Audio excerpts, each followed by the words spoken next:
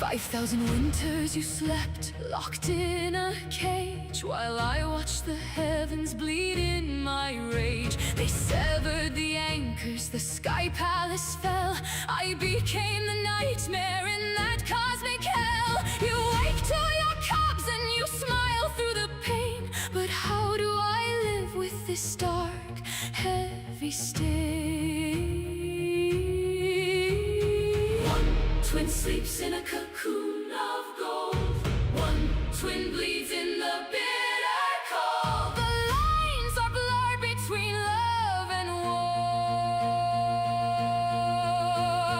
What are we fighting for? Divide the cosmos, tear down the sky. A web of devotion built on a lie. Tatiana wakes to the stardust rain, while Kyo carries the weight of the pain. Two sides of eternity, forever bound in the silent void, where no anchors are found.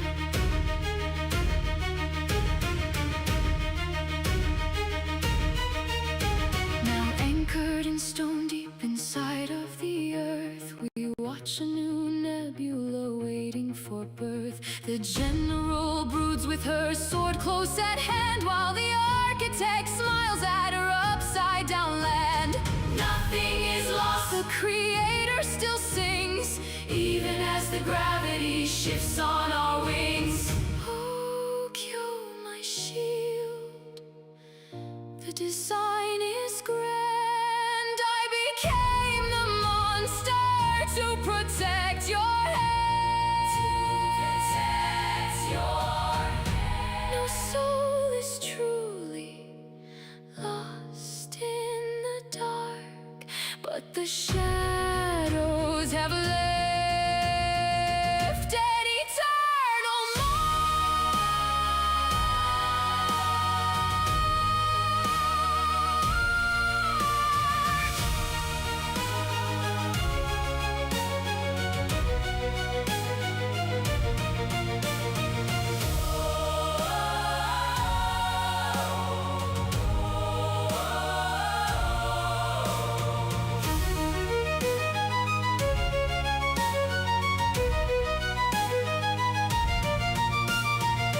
Divide the cosmos, tear down the sky.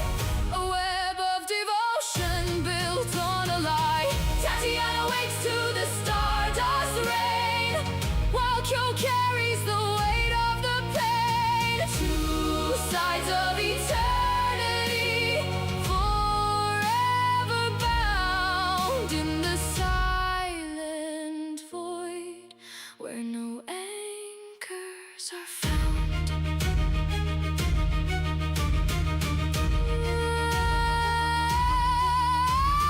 Floating upside down, defying the fall. Sipping our tea high above it all. The palace may shatter, the cosmos may bend, but you are my sister,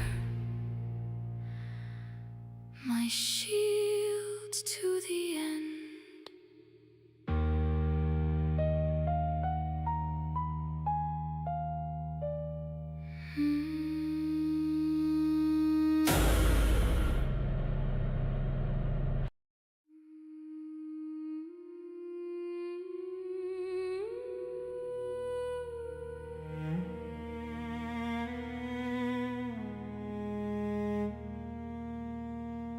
I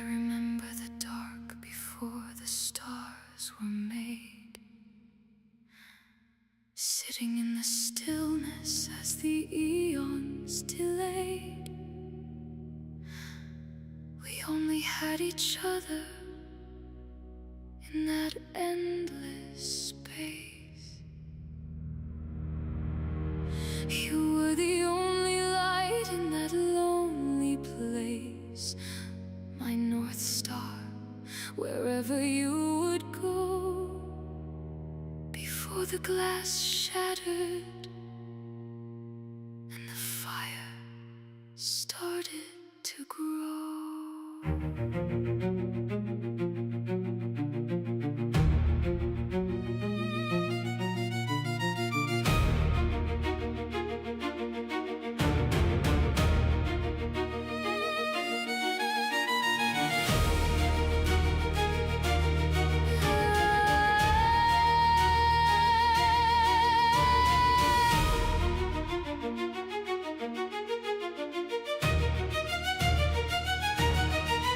5,000 winters you slept, locked in a cage, while I watched the heavens bleed in my rage. They severed the anchors, the sky palace fell. I became the nightmare in that cosmic hell. You wake to your cubs and you smile through the pain. But how do I live with this dark, heavy stain? One twin sleeps in a cocoon of gold. One twin bleeds in the bitter cold. The lines are blurred between love and war. What are we fighting for? Divide the cosmos, tear down the sky. A web of devotion built on a lie.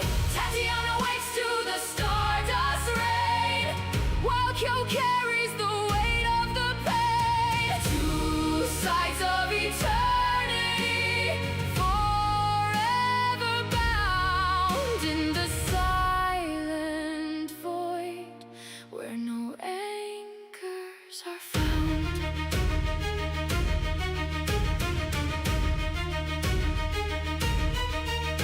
Now anchored in stone deep inside of the earth, we watch a new nebula waiting for birth. The general broods with her sword close at hand, while the architect smiles at her upside down land. Nothing is lost, the creator still sings, even as the gravity shifts on our wings.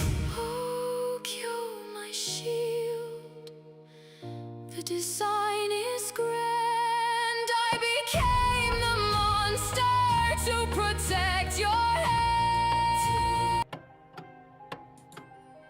Good evening, everyone. Oh, hold on. Let me...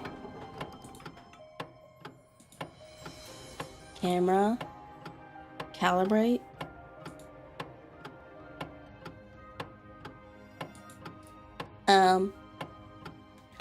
Yeah, girl, just woke up not long ago and just finished eating.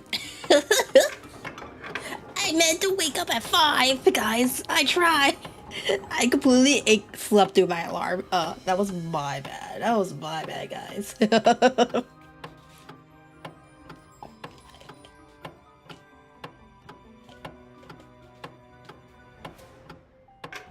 So, the mic sounds 10 times better now. I was listening to when I recorded the other day, and I was listening to the recording I did this morning, and I said like, oh my gosh, this sounds great. I can tell the difference. I said, oh my god.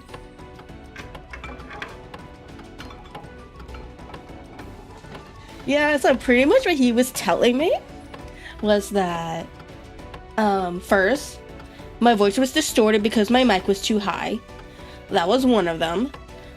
So yeah, mic was too high. So after we lowered it, because like, problem is my voice is it's high pitch, but it's also low at the same time. So yeah. And then from that, so we lowered the gain. Then he told me to put a bunch of filters in. I don't know how to do EQ, so he told me exactly what to put for each one, for the compressor, for the EQ, and there's a bunch of other filters he used. Don't ask me. I don't know what these filters are, what they do. There's like 1, 2, 3, 4, 5, 6, 7, 8, 9. I have 9 filters on this mic. So he said his goal was to make my voice sound as warm as possible. I said like, oh wow, okay. Okay.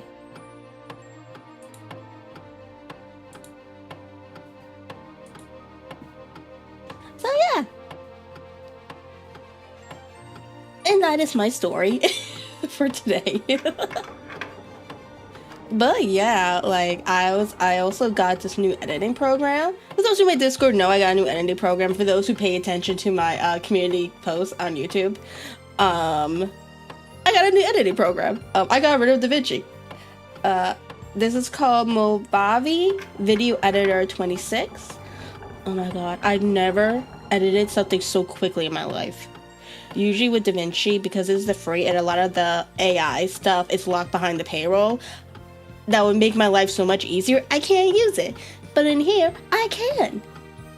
So like I've been using this silence detector and it cut all my silences like in a matter of minutes. It's like so cool. And then I was kind of experimenting with their text feature. It's still a work in progress, guys. I found one that I kind of like, where like it's like a lower third, like a pre-made lower third that they did. It was pretty cool, I guess. Oh, I just noticed my mouth is moving the way it's supposed to now. I think it's because I lowered the desk. Yeah, it's definitely because I lowered the desk. I thought the desk was a little too high, so I moved it. Oh, I moved it down a little bit without it hitting my Wi-Fi connector on my computer. Oh yeah. I also had to redo my OBS. Something updated, and then every time I tried switching to something, it kept crashing. So I had to delete that thing, re-download all my plugins, pretty much redid everything. But it's okay. It's okay. It's good now. At least it should be good. I hope you guys can hear shit. If not, then I did something wrong.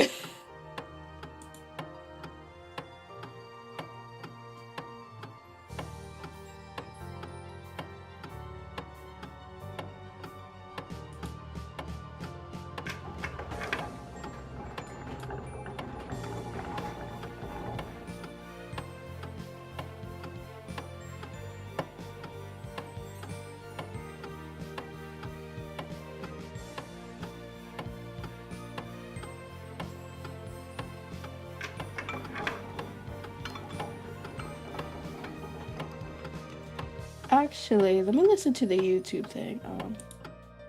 I can't hear, so I lowered it all the way.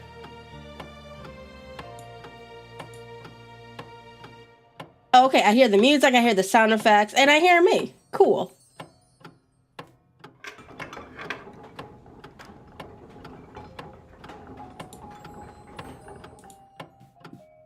Okay, cool. Good. I just looked at the YouTube video. I had browser all the way down. I said like, I can't hear anything. Can they actually hear me? And then I rose it up and I said like, oh, I blasted my ears out. Oh no. Okay. So right now I am setting up Dabble Writer. Right now, I am for the morning. I am going to be doing a quick script for the next YouTube video for when we do Sherlock Holmes reading today. So that's going to be up by tomorrow, hopefully, maybe, if I have time. I'll probably have time. I have a couple of chores I have to do in the morning after this. So yeah. So if not tomorrow, it'll definitely be Tuesday. Oh yeah, that reminds me. We have to do our schedule. I'm bad at following my own schedule, guys. I'm sorry. And then after that, we're gonna go to writing. It's gonna be the script first. It's gonna be super quick. I just have to change a few sentences. And you guys get to see my new head cam. So pretty much I downloaded something called Drone Cam.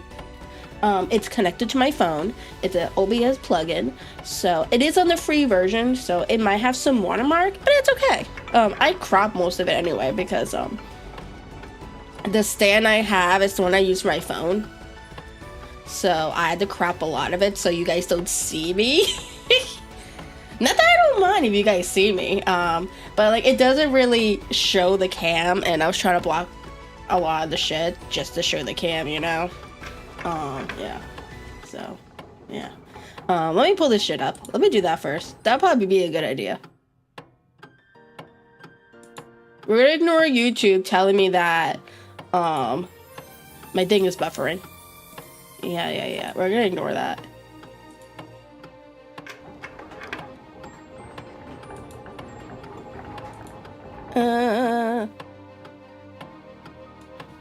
Which browser was I using? Oh, here it is. Figma! Hello, Figma!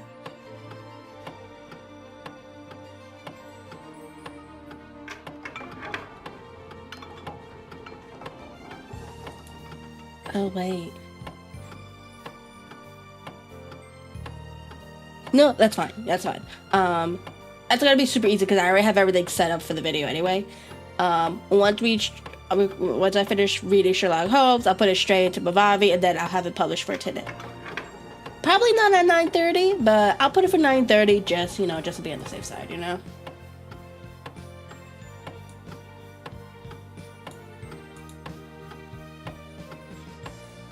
Okay, since I have Figma up, let's switch over.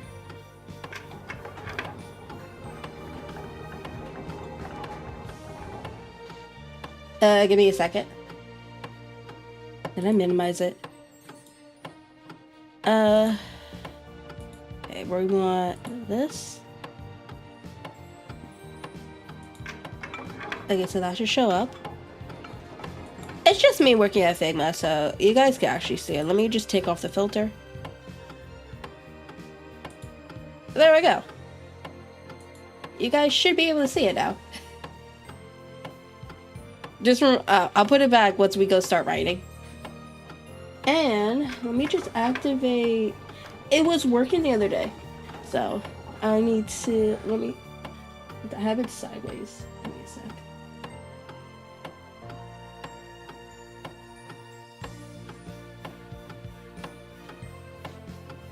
There we go. Isn't this cool, guys? So cool.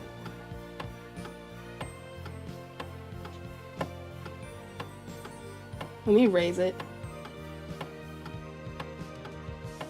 Yes, I finally got a head camera key. So the problem is I used to have another cam for when I did hand track, when I did like an IRL hand tracking one day. The problem is I don't know where it is. And I only have my Elgato, which I need for my VTuber, obviously, because I do the hand tracking thing, and I only have one webcam now. The other webcam, it's in a box somewhere. In the storage. And the storage is, yeah, we don't talk about that, okay? So yeah. I think I want to move the chat up for the vertical scene. Oh, wait, hold on. Hold on. Go move that, switch that.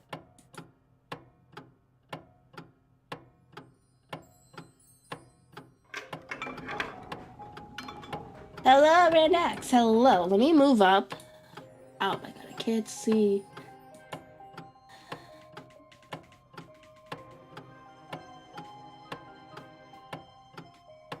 Where's the chat for the vertical scene? We're gonna move that up a bit.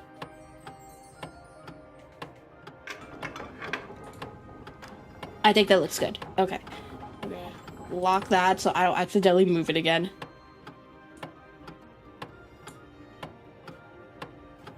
Okay, so we are pretty much primarily like a co-working channel, like a co-working writing channel. So I mainly do like writing streams and other random co-working stuff. But we also do the reading streams, which we will be doing later today. And the occasional gaming. So it's like a half and half thing. So it's like, first half is co-working / writing, the other half is whatever I decide to do. So yeah. And we are multi-streaming right now. So the vertical stream is up for YouTube. And right now I'm working on my schedule.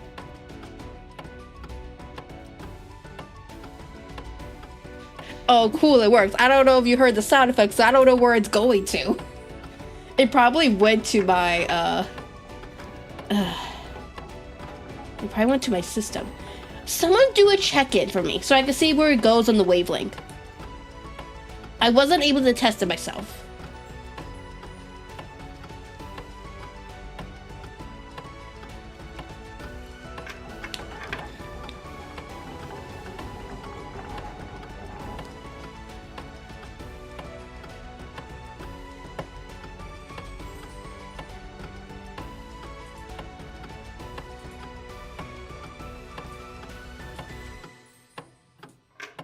We're gonna make this smaller.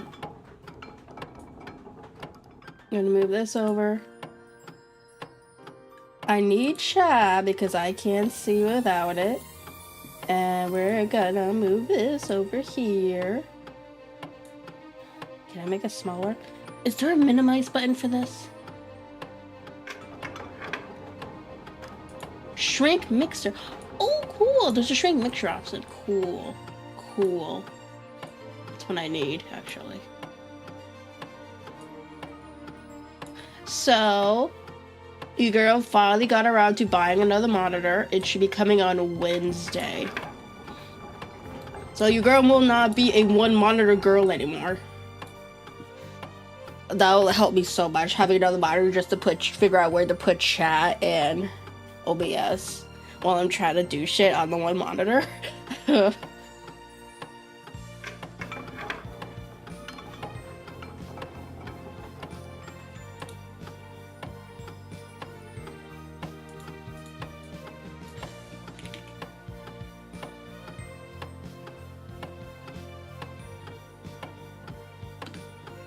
I don't know how to spell memoir. Let me just copy and paste.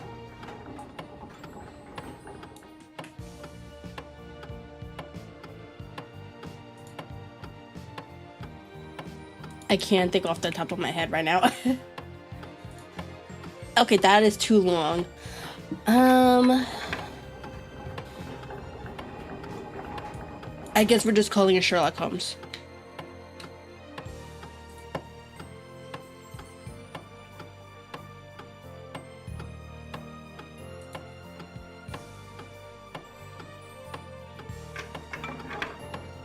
Okay, so this is the 16th.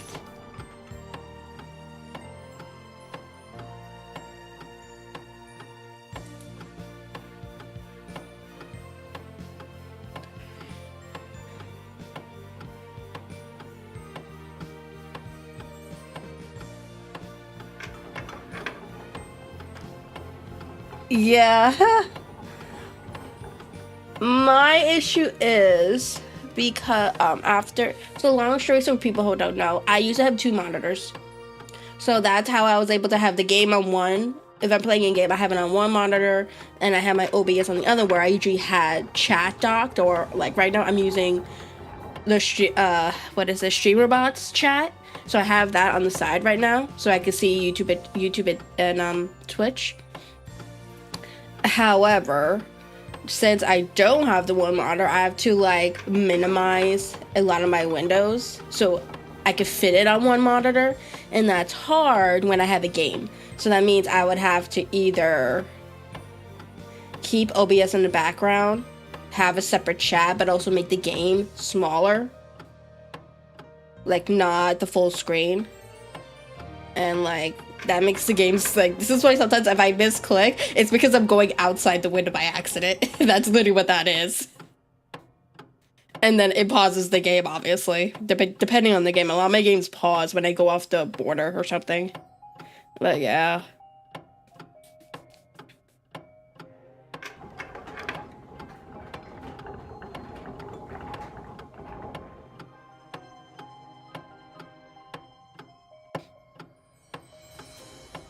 Okay, guys.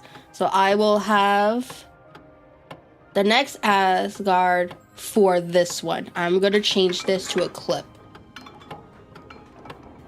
Was that what I usually... I have the schedule on. Let me open up Discord to see what I originally had, because, like, I fucked myself up this week. I don't remember. Okay, let's see. Oh, wait. Sundays was supposed to be a clip.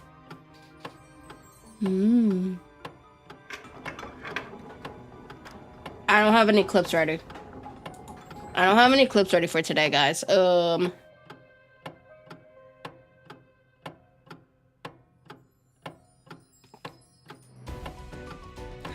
It's funny. I don't even have a, like...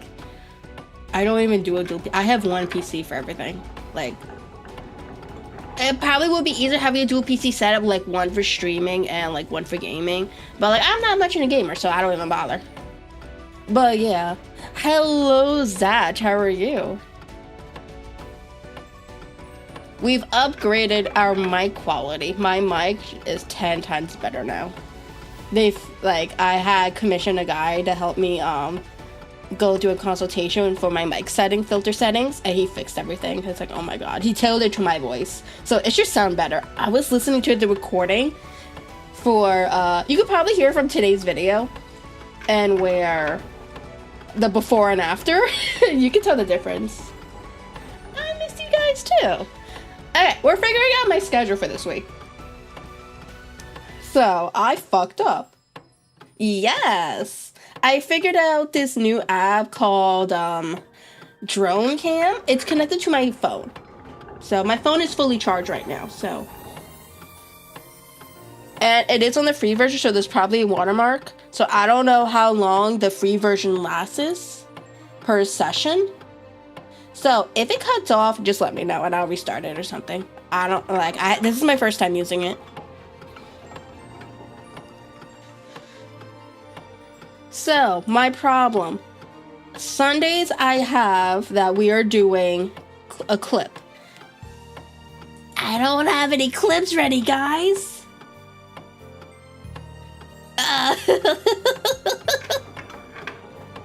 I think I'm gonna keep it as a video. We're gonna switch it up. Yeah, that's a good idea. We're gonna switch it up. Well, since we're doing reading Sherlock Holmes, we'll already have that recorded, so that'll be a pretty easy edit.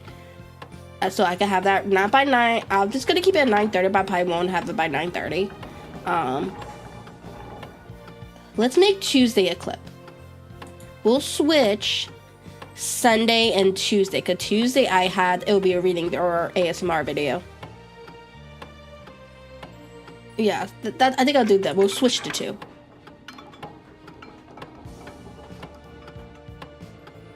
What?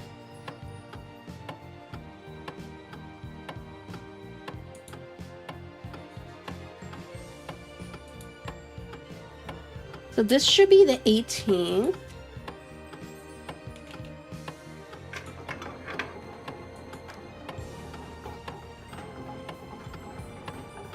Fuck, I wasn't paying attention. Where is that sound coming from? Oh my god.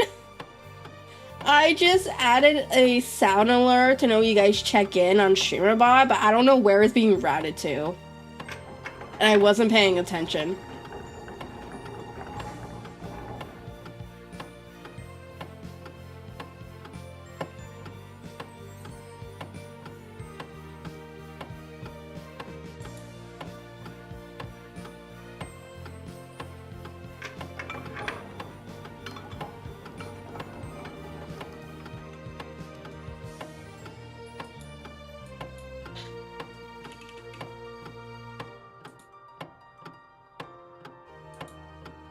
Oops, wrong app. What was that?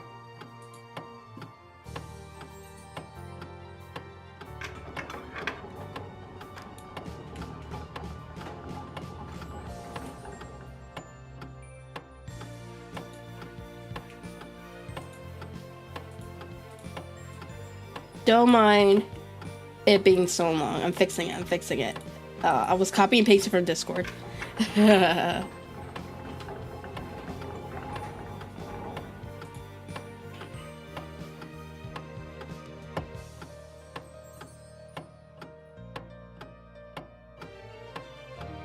You know what? We need to change something. We're gonna swap these. Let me write this down. So 9:30 a.m. is equivalent to 1:30 p.m. for GMP, and then 6 so 6 p.m. we have equivalent to 10 p.m. Add some space. Okay, now we're gonna fix this. Sherlock, you know what? We're gonna change it. Sherlock Holmes is gonna be on 6 o'clock p.m. 10 o'clock p.m. Clippy will be 9:30 a.m.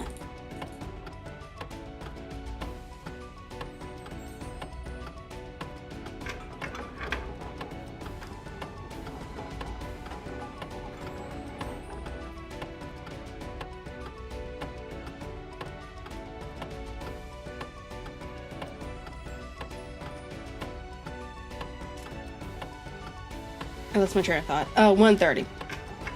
1:30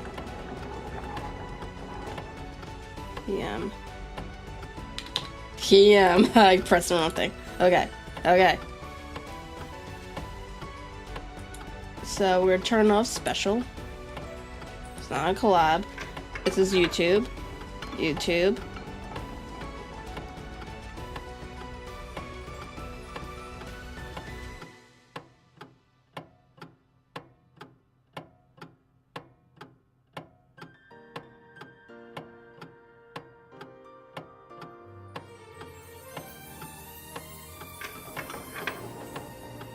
Hold on. So 16, 17, 18, 19,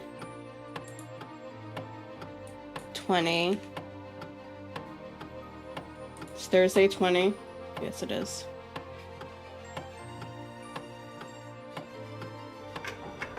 And we're actually going to keep that there.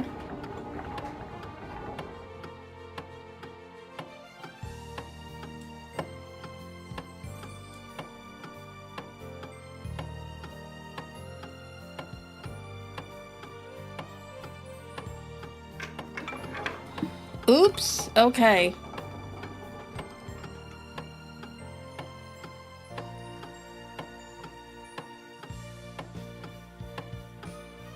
I accidentally pressed clip by accident. I have it pressed for one of my mouse buttons. Oops.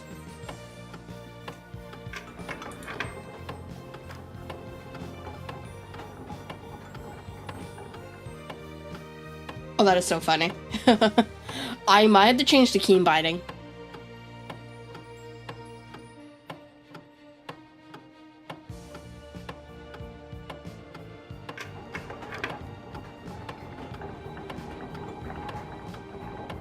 Maybe it's one of these buttons I have on the side, because I rarely press these.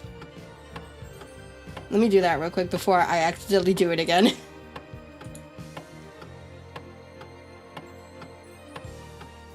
Where's my auto clip?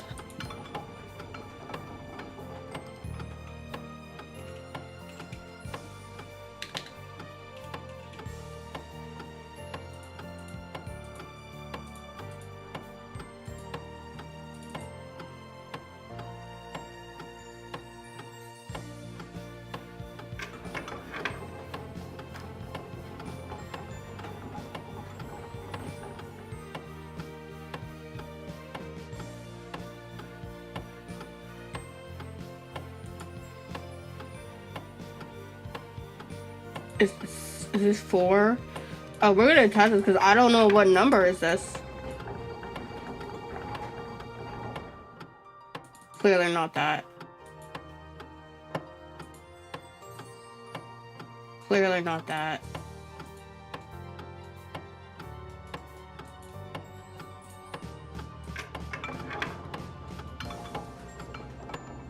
Hello.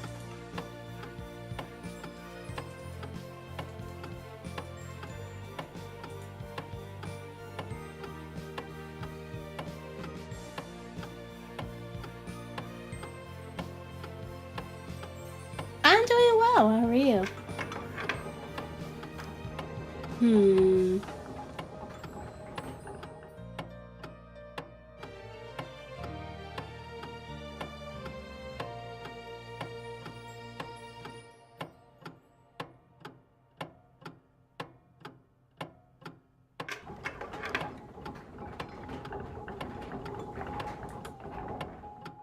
So, what is the keybind for these side ones is the question. Is it Control V? I think that's what it was.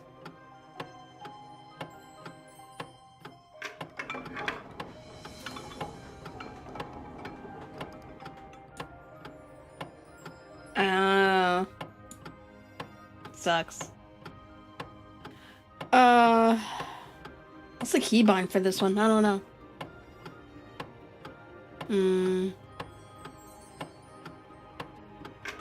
Where is the stuff for the keyboard? Launcher, here it is.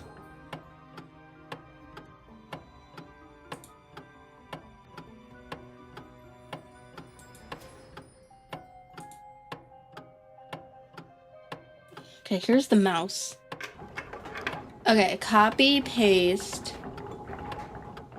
Left, right.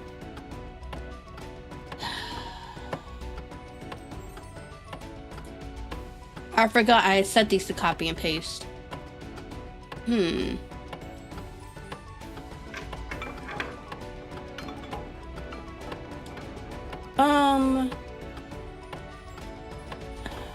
Fuck. Okay. Let's see.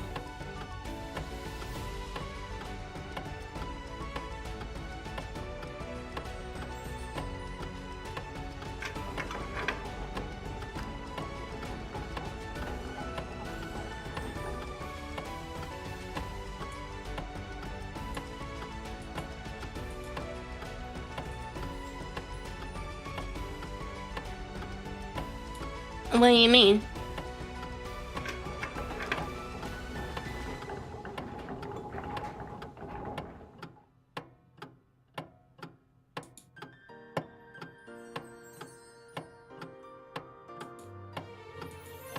I don't remember how to change these.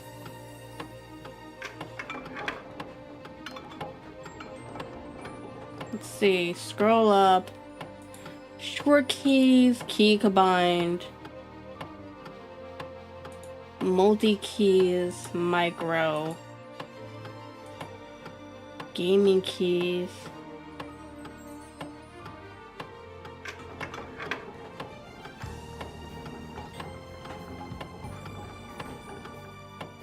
Oh, well, that's my actual name.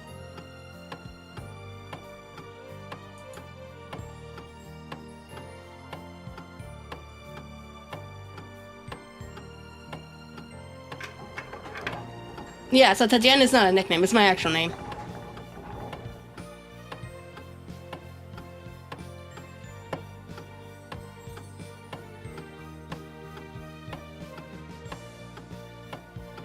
For those of you who didn't know, so the issue is I live with my parents and they keep using my name, calling my name when I'm streaming. That's why I had to change it.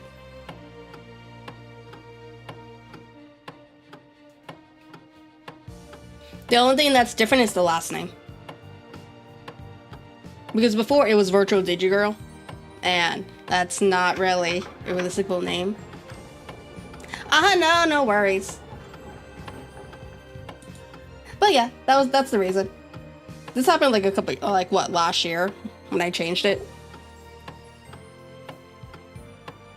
That's kind of why a lot of people still call me Digi, because I used to go by Virtual Digigirl.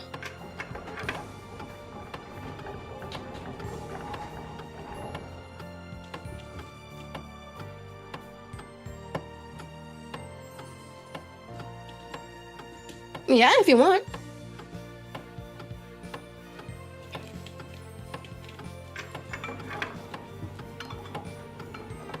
I don't know how to change the key binding, guys. It's not letting me do anything. I'm like, oh, wait, never mind. Wait, but why is it not letting me? I can't change these? Oh, never mind. I'm dumb. I'm dumb. I'm dumb. Okay, so this is copy. This is paste. How do I change it, though? Because,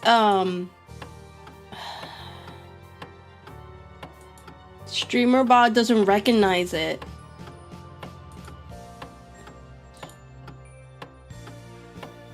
StreamerBot is not recognizing this, so I don't know what I should set it to. They'll be easy for when, like, if I want to do a clip thing, but I forget. I sometimes push it down when I need to move stuff around. Oh my god. What should I change it to?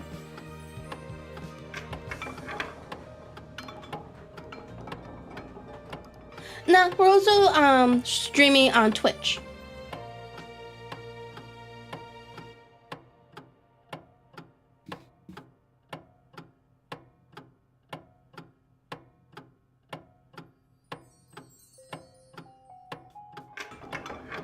I have an idea. I can switch this.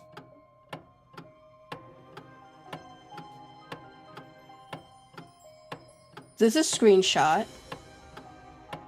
We'll keep the middle as a middle click. I could change this to F24. Because I don't use it for copy and paste, if I'm being honest. I keep forgetting I could do that.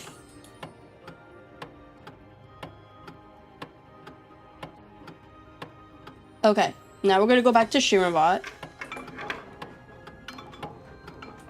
We're gonna delete this.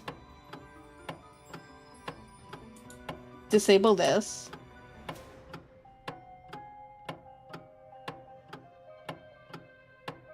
We're gonna add... How do I add a keyboard? Oh, what is it? I know that.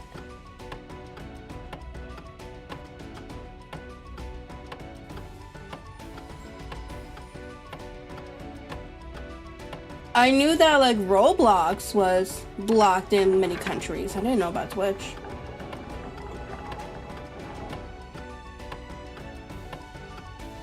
Core.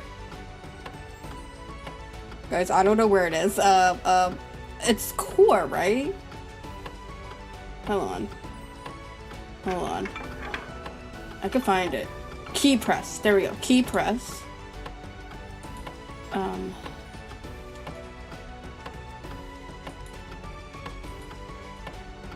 There we go. I'm curious.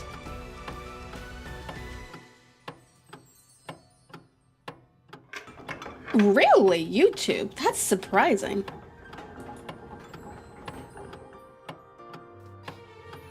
Oh, this is considered Control V. Interesting.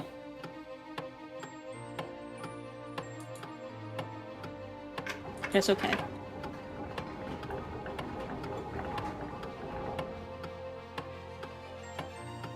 Okay, so if I need to do a clip, we're gonna do it. I have to remember it's this button where my thumb is. Because obviously I'm gonna forget. Okay, so let's try it. See if it works. Guys, I think it works. I see something on Twitch's side.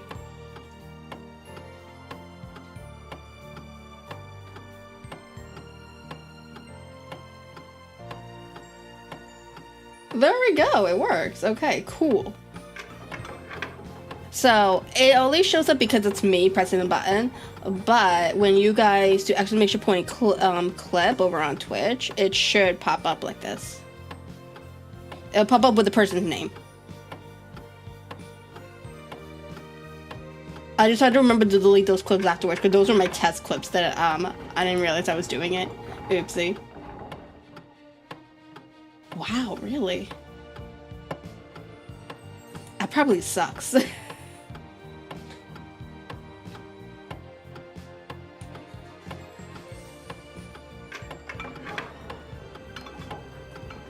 Okay, so I think I'm going to stick with doing 2 gaming clips on this day. I do have a couple gaming clips I need to finish working on, so we'll do that. So I'll probably do that the same time I do this one that we have backed up. I didn't do any clips this week, guys, so I'm lazy. I've been dealing with some shit, okay? If it wasn't the computer, it was OBS. If it wasn't that, it was my mic issue. So, yeah. Okay, so then next week, we'll probably continue more Sherlock Holmes. I probably won't do any reading. I'm not reading. I probably won't do any gaming next week.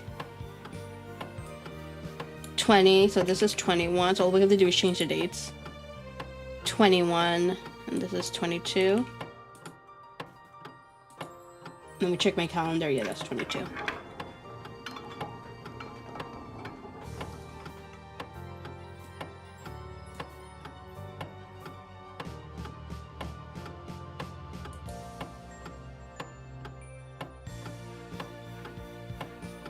Yeah, okay.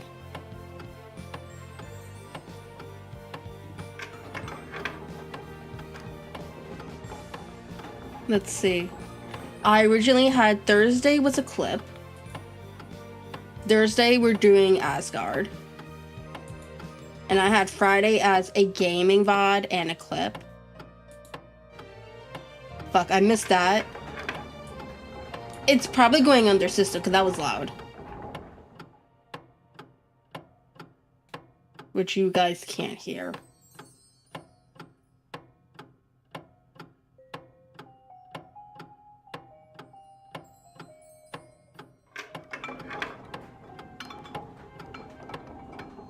Unless I add...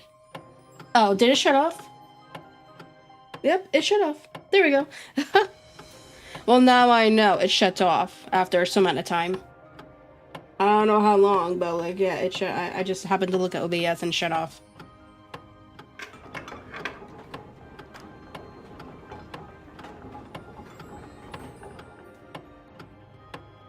What was I doing? Oh, yeah, okay. We're gonna try to see if I can add streamer bot on here because that's where the sound effects are coming from. How do I do that? That's the mic. No, I want this one, right?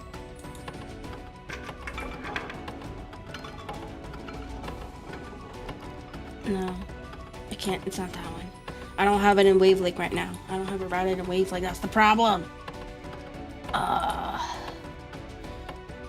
Okay. Application. Maybe it's that. We can do that for now.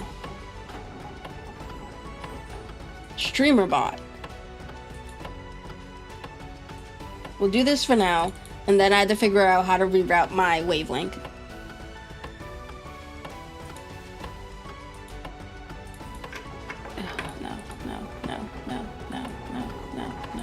We're gonna call this streamer bot, one word. Streamer dot bot. Oh, streamer dot bot.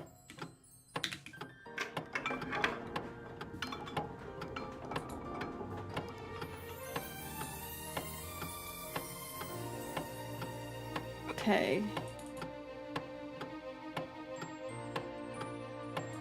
Does it capture the audio is the question. I don't think... Oh, okay. Here it is. Okay. So we have...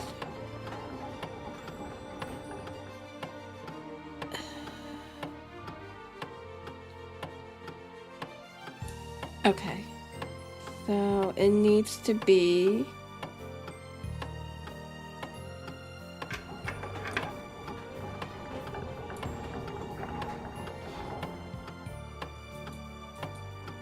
No, I'm making this too complicated with the current setup I have. I have to fix my wavelength. Hold on.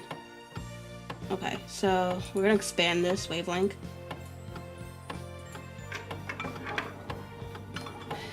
Okay, so I'm gonna have to merge music and browser. I don't put them under. I don't put it into stream anyway, so it's fine.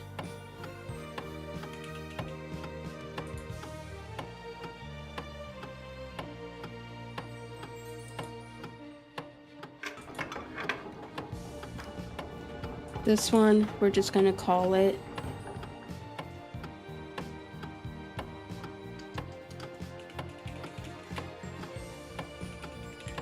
StreamerBot.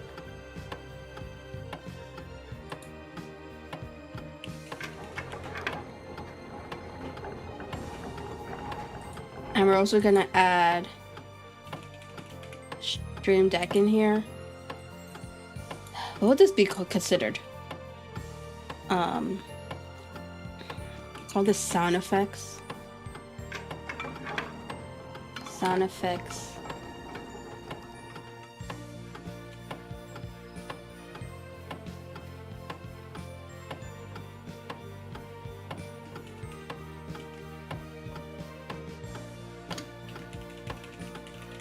Sound effects applications. I'm just bullshitting a name right now. Change the icon.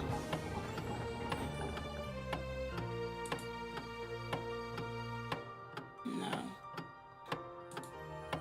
Call this that. And move it down.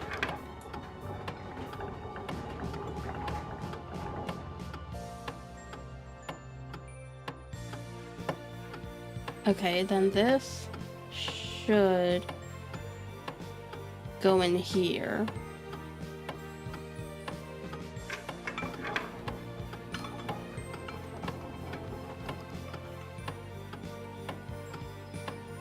Okay, and then I'm gonna have to add this to Mixer 2. Let's go into studio mode.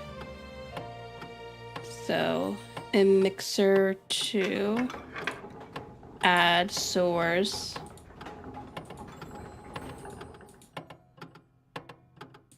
FS application. So we're gonna call this StreamerBot and Stream Deck Plus.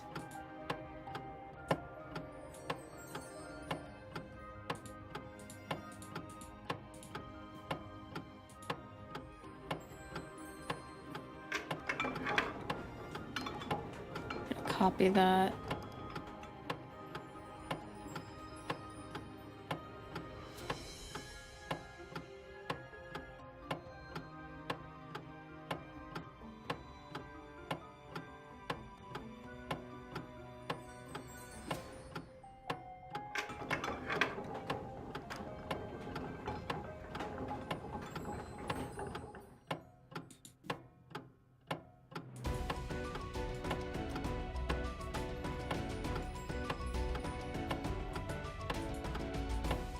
Okay, cool.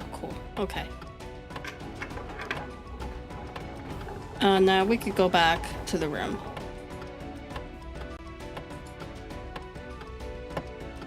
Okay, that should solve that issue, guys. I added a sound effect every time you do check-in. And I forgot to add one when you do the water redeem. So, yeah.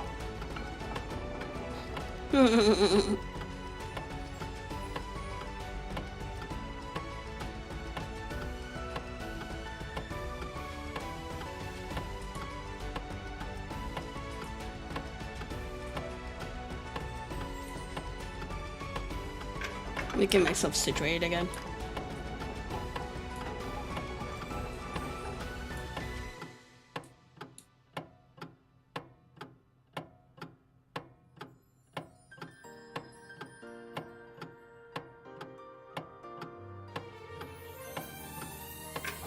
Okay, so I originally had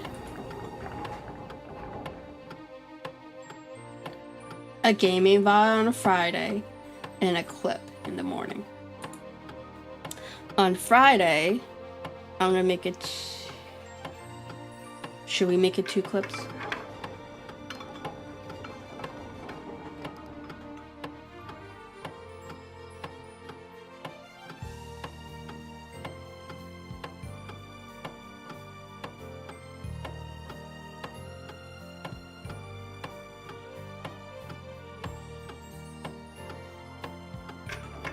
Hmm.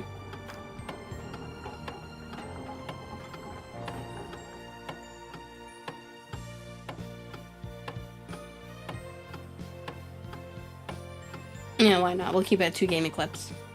I'll get those ready. Probably today. Or tomorrow. So I'm actually just not gonna do a double thing. I'm gonna make it single.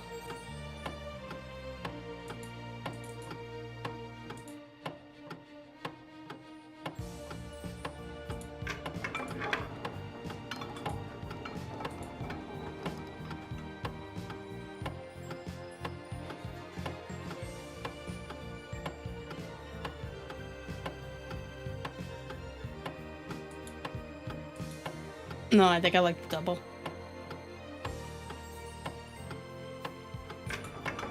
Because it allows me to put both YouTube and Twitch.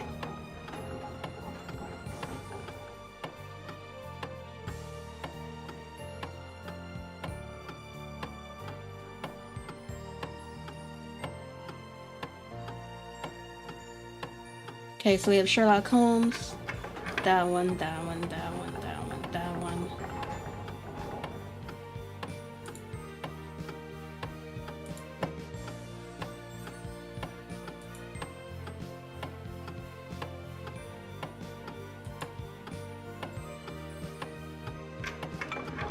Okay, I think it's good. I just need to change this.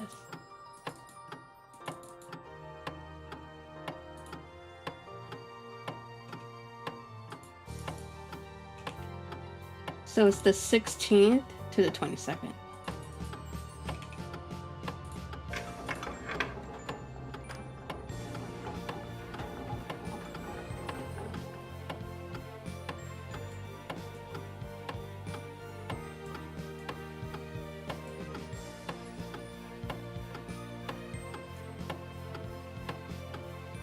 Okay, how do I... Is it share? No. Is it this? Yes. Okay. Export. Export. Cool. We have the schedule. Now I'm gonna hop over. We're gonna post that into the community tab.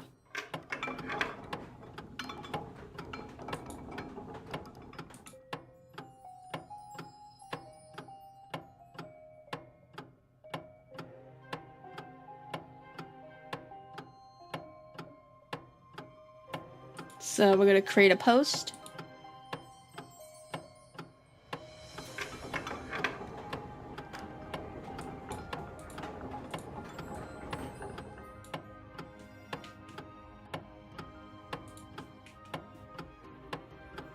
For the 16th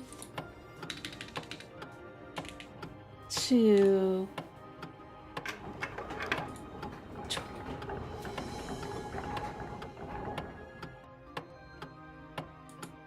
Oh, did I put 20th, not the 22nd?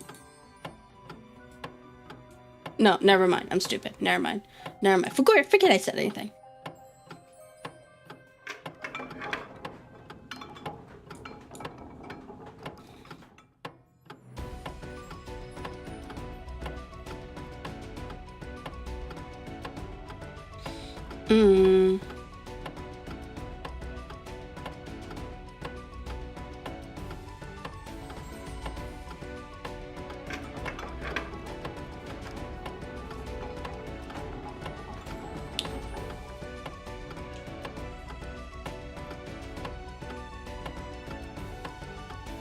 Thinking, how should I word this?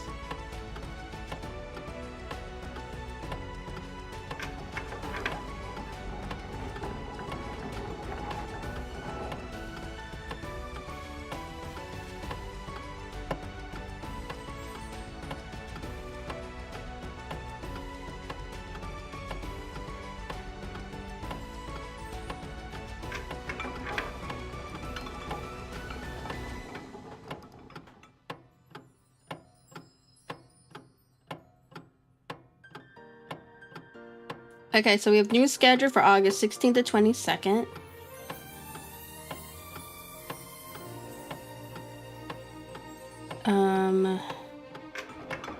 Let me think.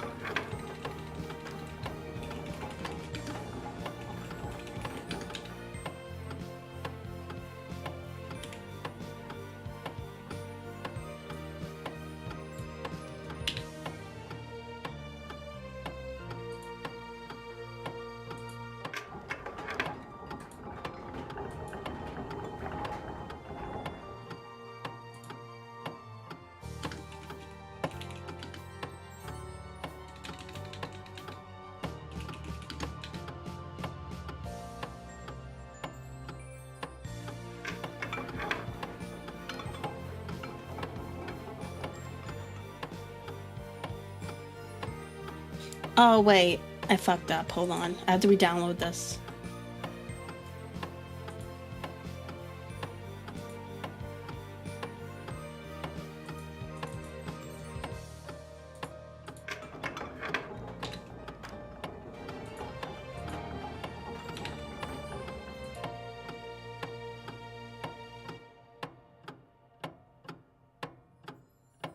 I need to re-download this.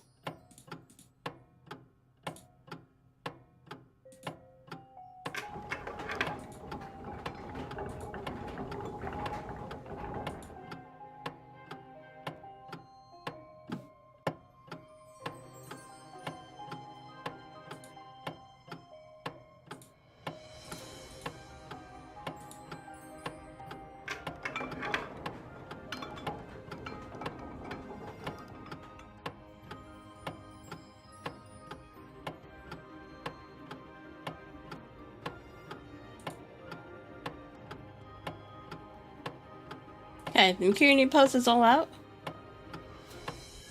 for the schedule for this week. We're gonna post that in the Discord.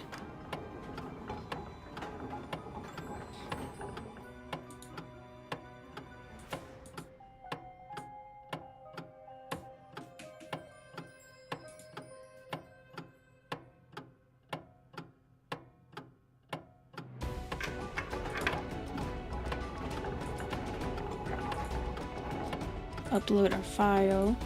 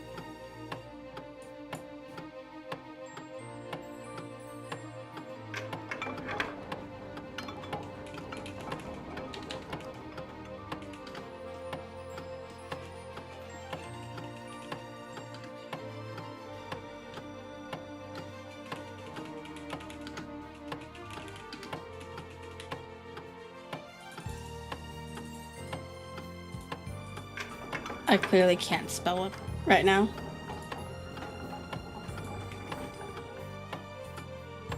There we go.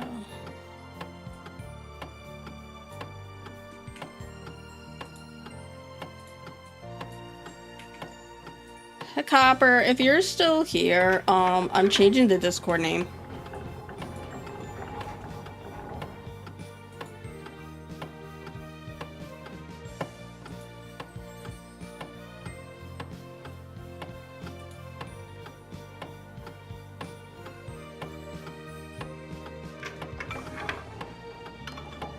Okay, so now I'm gonna reblur this, because now I'll be switching over to writing.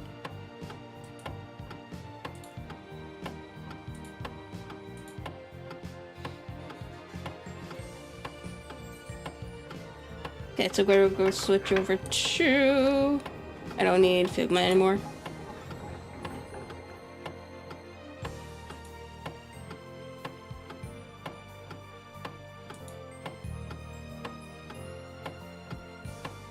So those of you who are curious, actually, hold on, I want to show you guys something.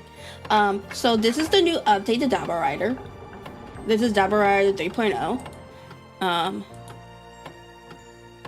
been meaning to show you guys.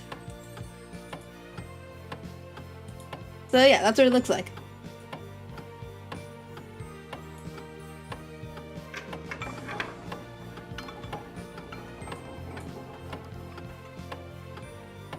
Let me move it. Yeah. So see? That's the new application for Dabber Writer. So we have my ideas. So I have personal ideas I could put there. And I was able to divide everything, which is I haven't finished dividing everything, but yeah. It's pretty cool. So like for the collab channel, that's what that looks like. So you have cute little books. Obviously you can see my Digimon shit.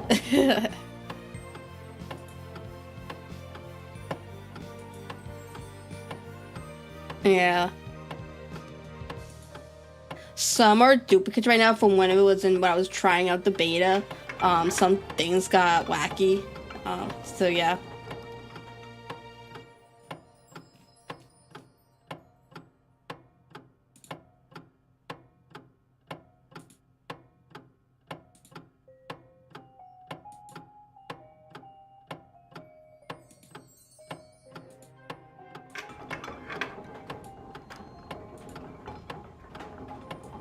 So yeah.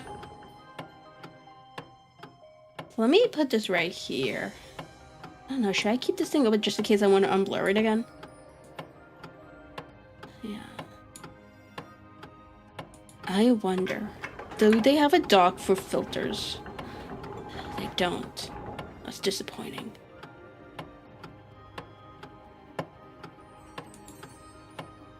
It's not what I was looking for.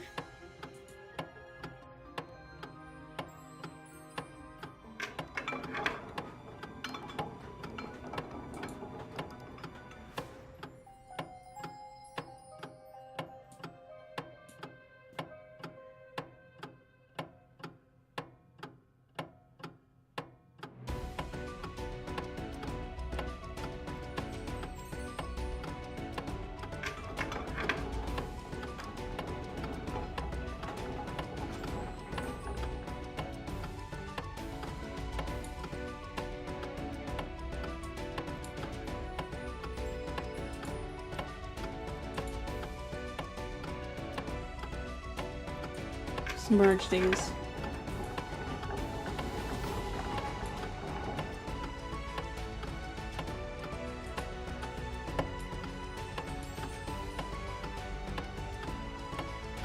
Okay, so this is sure I made my stats. Okay, cool.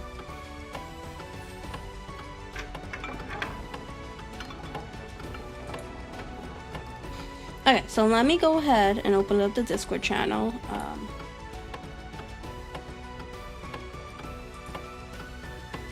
Let me find the right one. That's the question. Okay, here it is.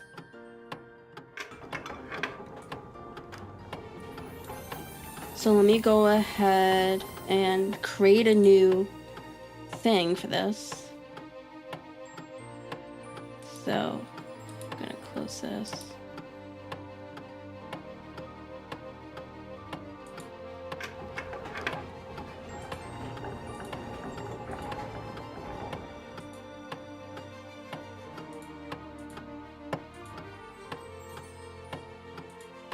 Now we're gonna just trash all of this because like Copper has her own stuff.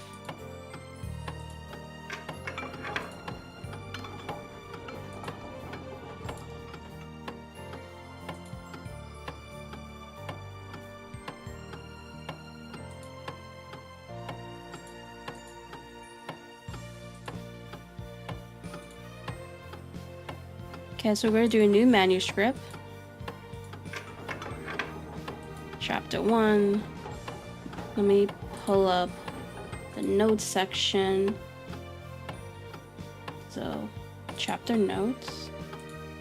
So it'll be a chapter 1 outline.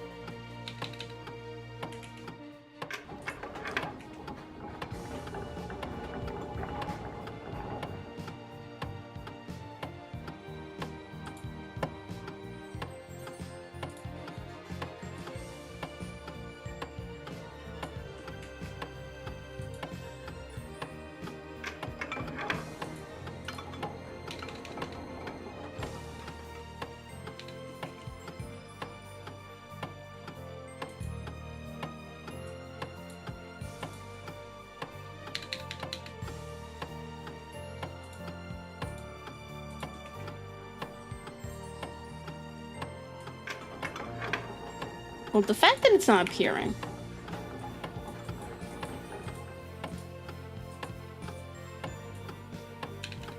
Why? Copy.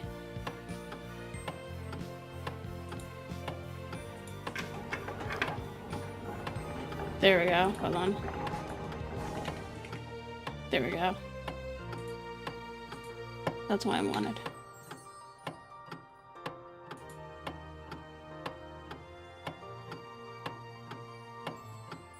Okay, so this one focuses on this character, so we'll put her name.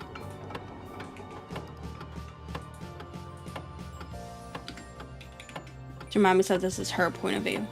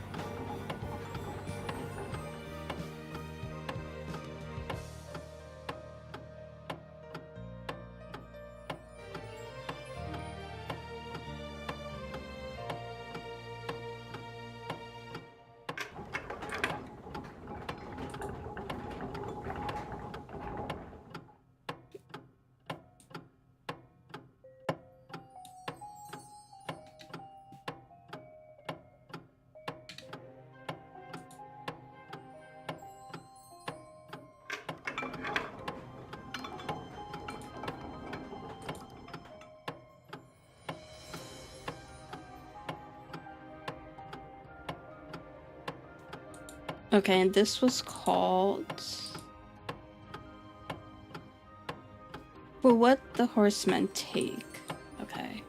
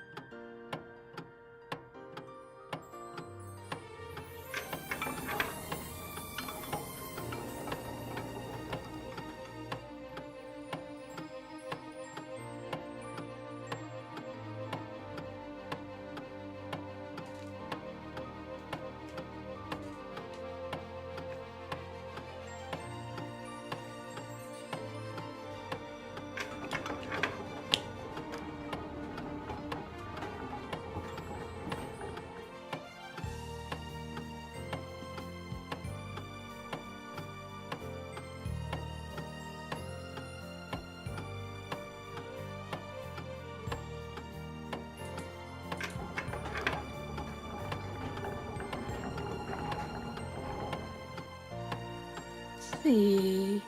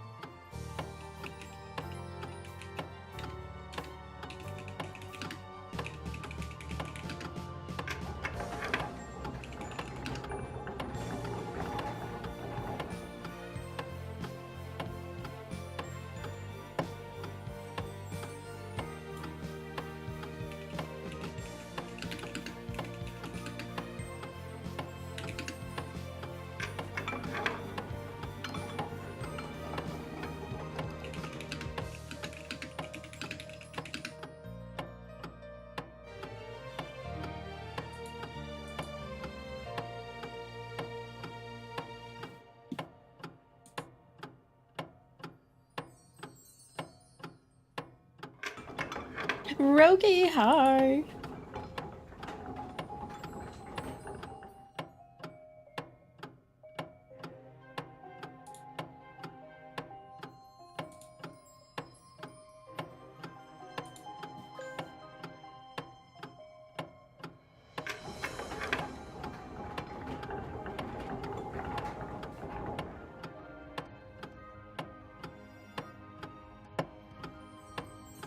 Not much. I just finished doing my schedule for the week. Let's see if I actually follow through with it. Now I am working on my section for the co-write novella me and Copper are working on. And we fixed my mic settings. So yeah, all is good. For now.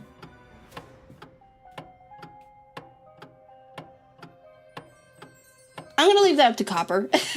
If she wants to explain it. It's her story.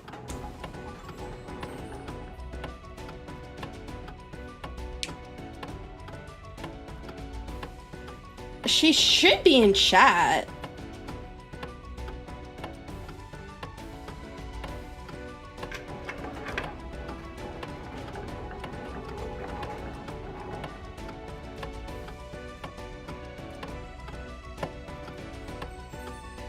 Maybe, because I know she mods for a couple people, so. Anyway, this is like, the Four Horsemen. So that's pretty much what it's about.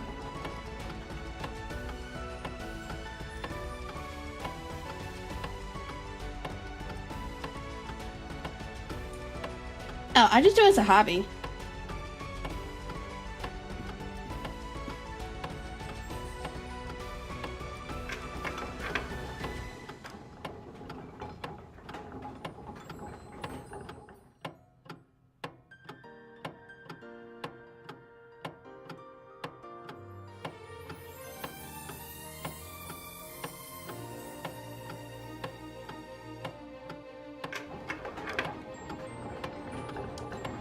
I forgot what I was gonna do. I was gonna look something up. I don't remember now.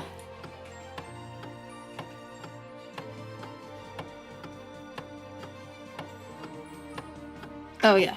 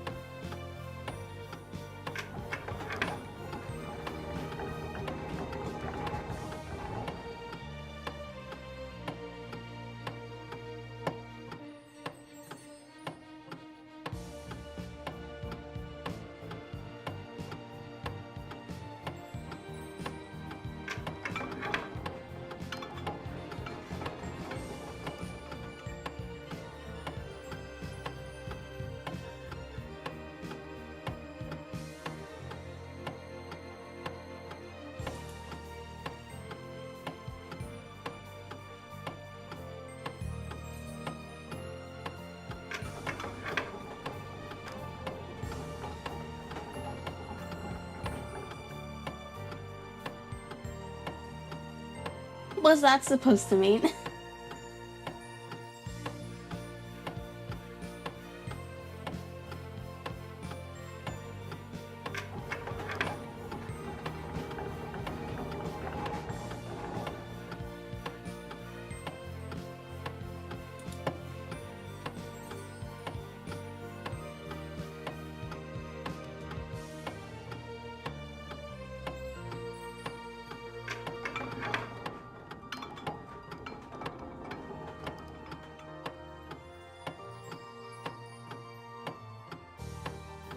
Mm.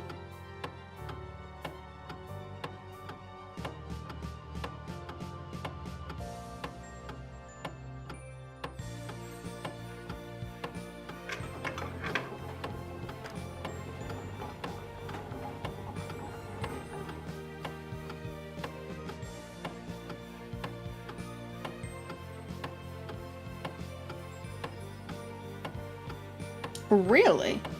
Huh.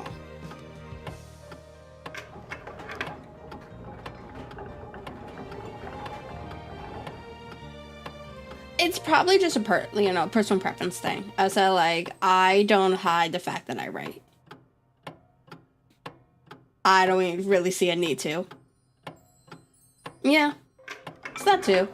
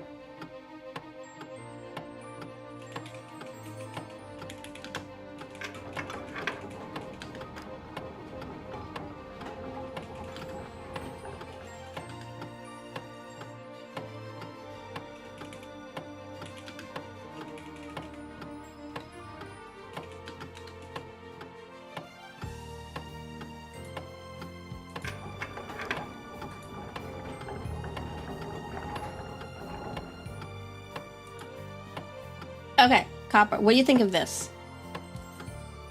I think this is cool for a first sentence. Beyond the veil of what is and what isn't, a small world practically identical to modern-day Earth, lies a city that is dreadfully ordinary, and yet oddly strange. I'm trying to set up the background information before we actually start that first point.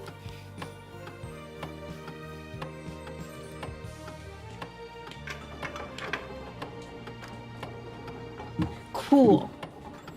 I'm continuing with that.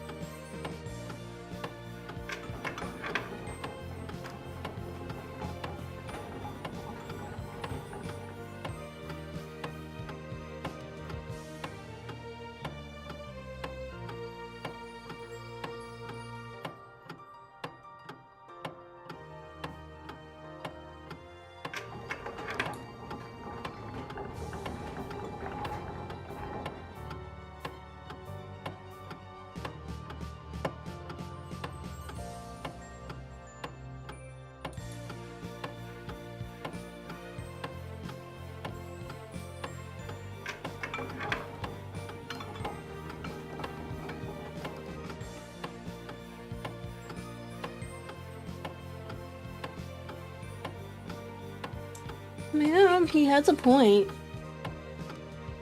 It also depends on where she works. He or she works too.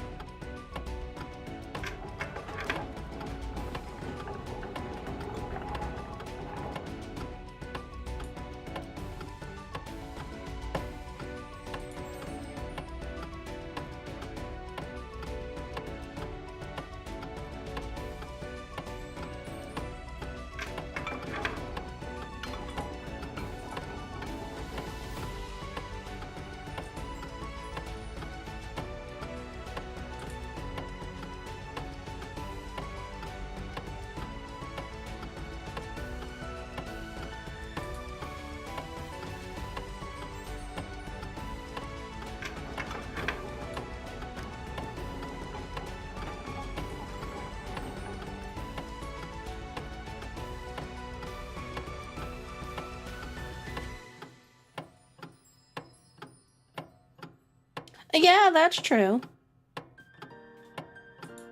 Again, it really depends on the person.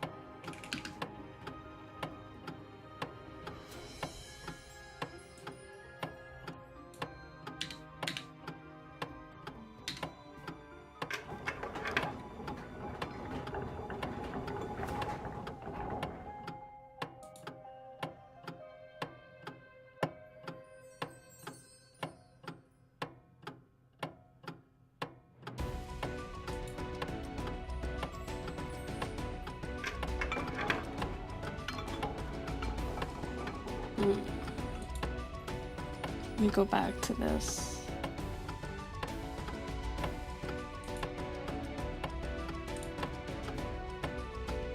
You know what? I had this open already. My bad.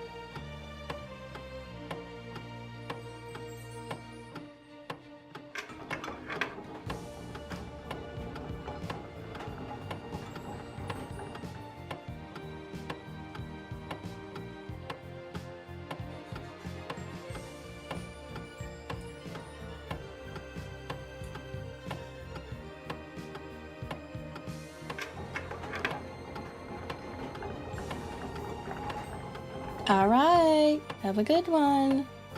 It's 2.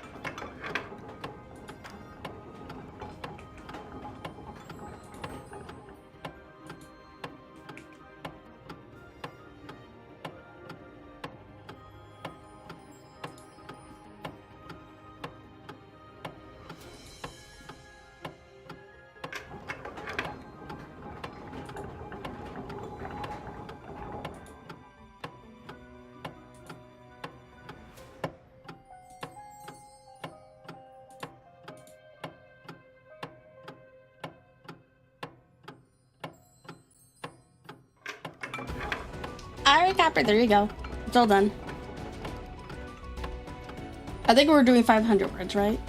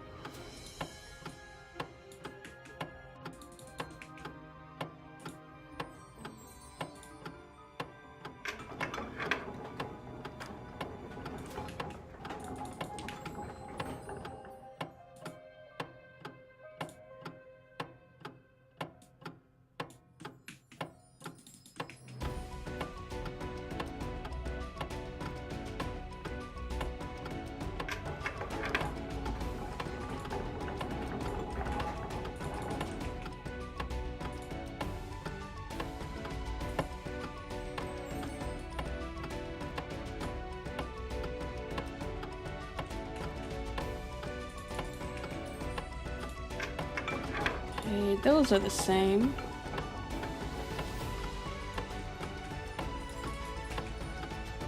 So what happened is I have two different versions. One was a polished version, I think, and one I had big changes to, and I don't know which one's which.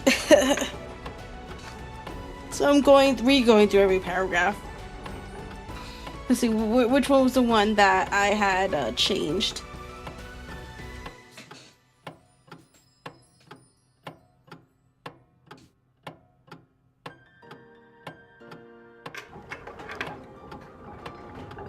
Yeah, because I had made changes while I was at work, and I don't remember which one it was. It's fine. It isn't that long, so I'm just going through paragraph by paragraph. But like, yeah, it's annoying a little bit.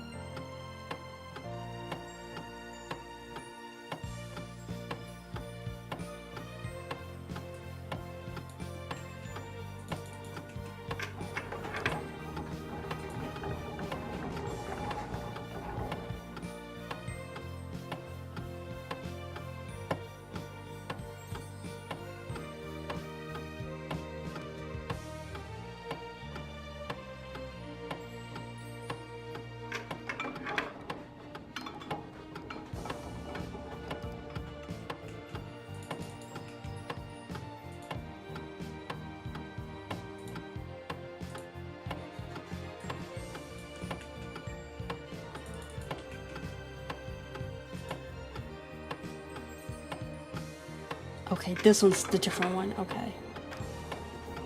So I'm gonna highlight this.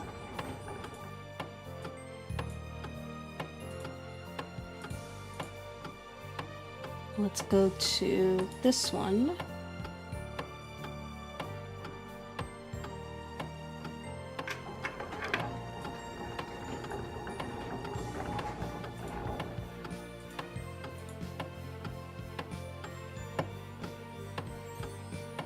Oh wait, hold on. Wrong paragraph.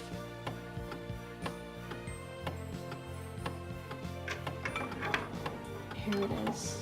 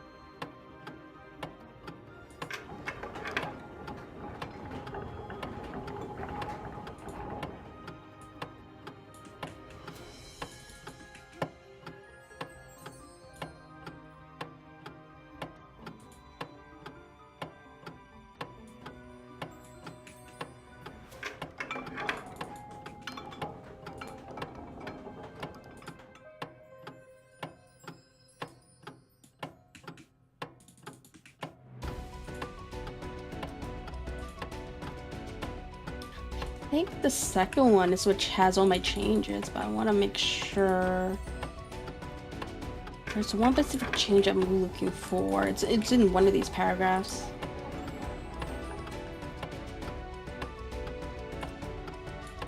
Okay, this is the conversation.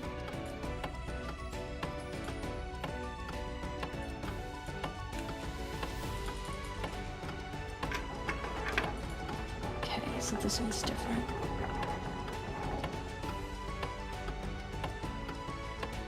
I highlight this. I'll go back up.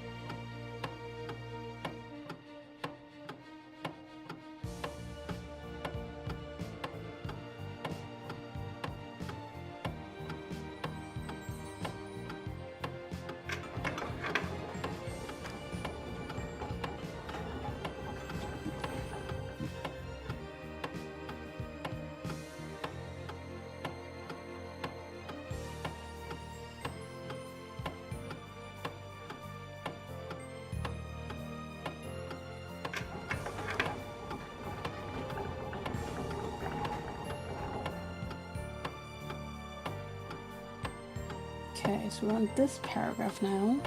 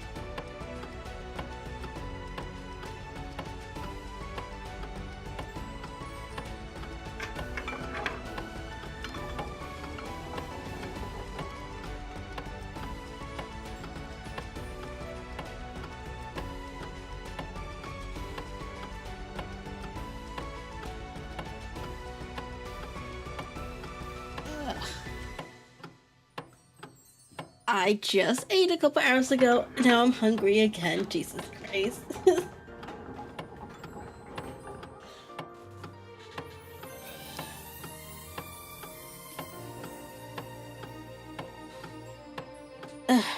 And I think the only thing my dad has in the freezer is soup.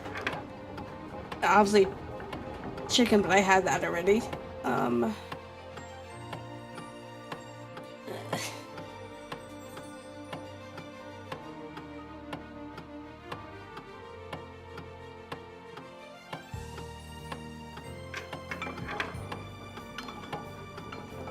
There's also sandwiches, I guess.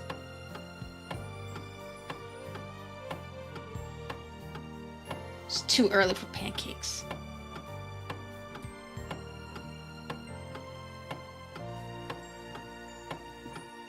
I can see if I can wait an hour.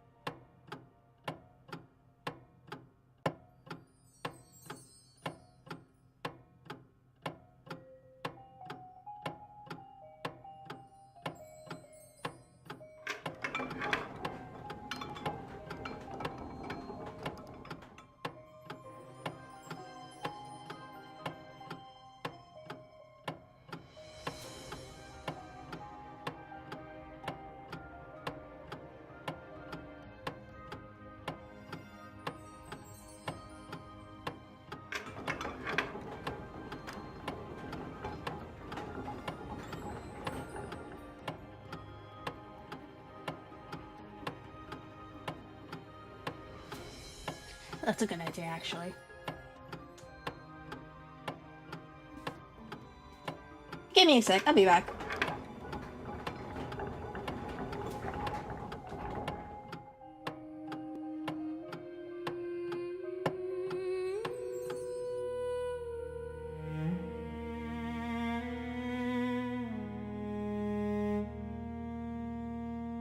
I remember the dark before the stars were made, sitting in the stillness as the eons delayed. We only had each other in that endless space. You were the only light in that lonely place, my North Star, wherever you would go. Before the glass shattered and the fire started to grow.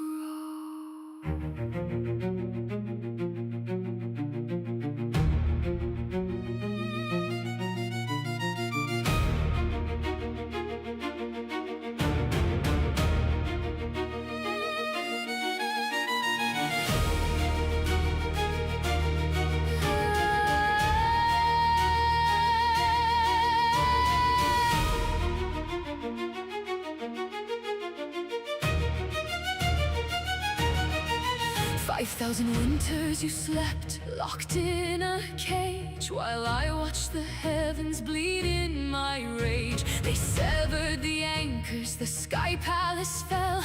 I became the nightmare in that cosmic hell. You wake to your cubs and you smile through the pain. But how do I live with this dark, heavy stain?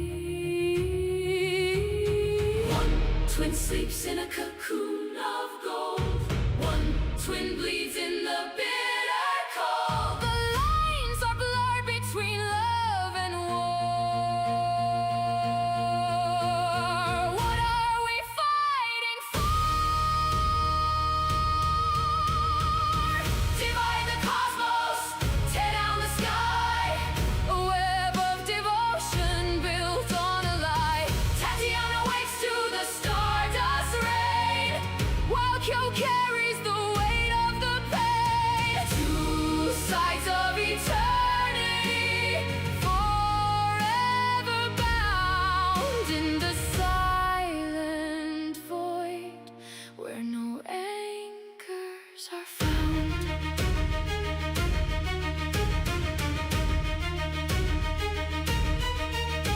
Now anchored in stone deep inside of the earth, we watch a new nebula waiting for birth. The general broods with her sword close at hand, while the architect smiles at her upside down land. Nothing is lost, the creator still sings, even as the gravity shifts on our wings. Oh, Kyo, my shield, the design is grand. I became the monster to protect your head. No soul is truly lost in the dark, but the shadows have left an eternal mark.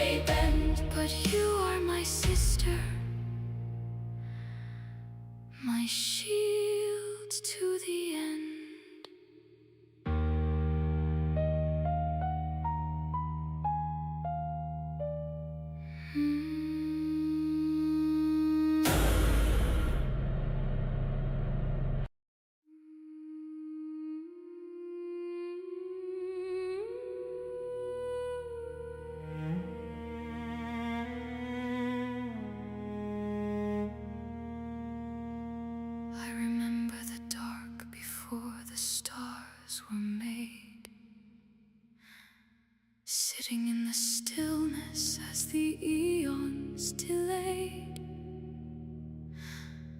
We only had each other in that endless space.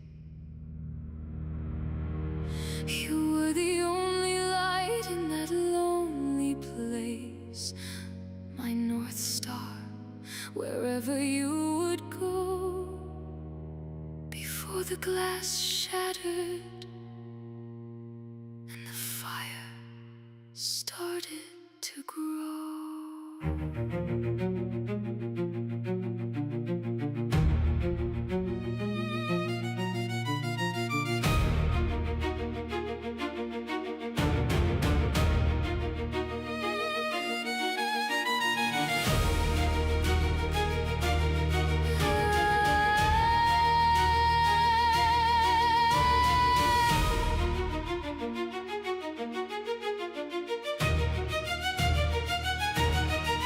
5,000 winters you slept, locked in a cage, while I watched the heavens bleed in my rage. They severed the anchors, the sky palace fell. I became the nightmare in that cosmic hell. You wake to your cubs and you smile through the pain. But how do I live with this dark, heavy stain? One twin sleeps in a cocoon of gold. One twin. Okay. I got the sandwich. Let me move this.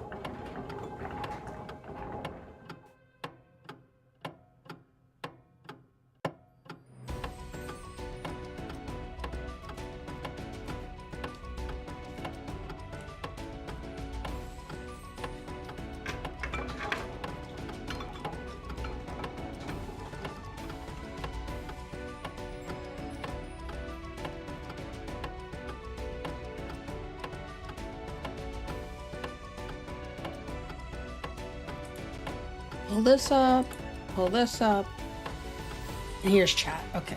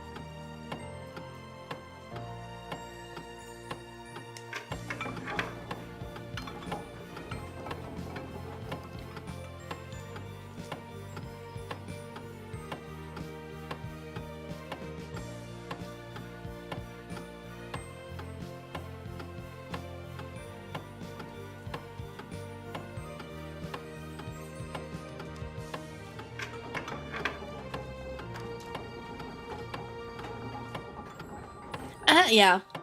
I'm just going through it now.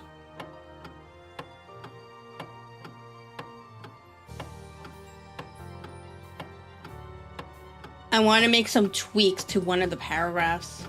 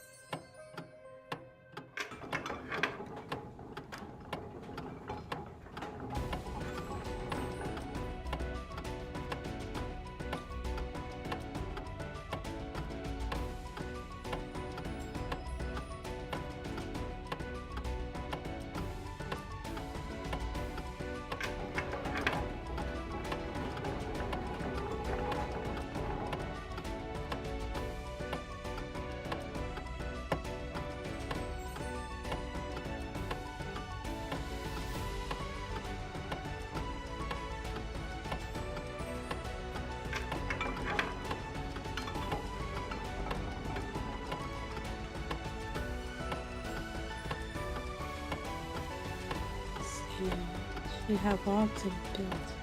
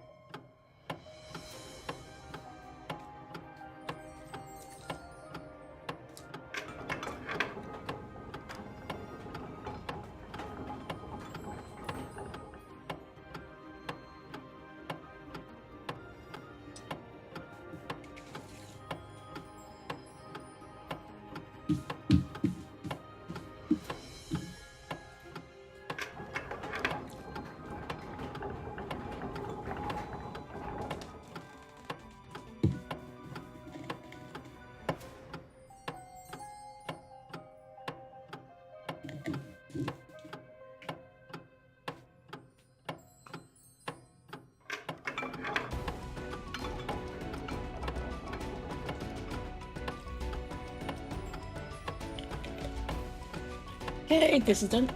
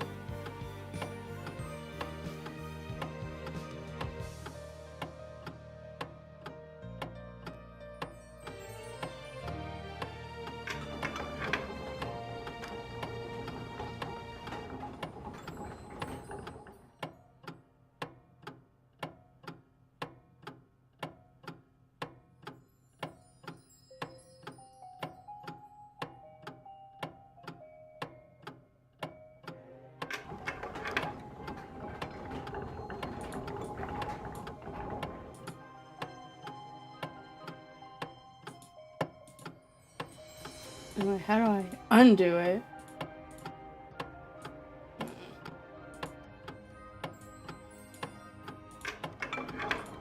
There we go. Maybe I wasn't clicking hard enough.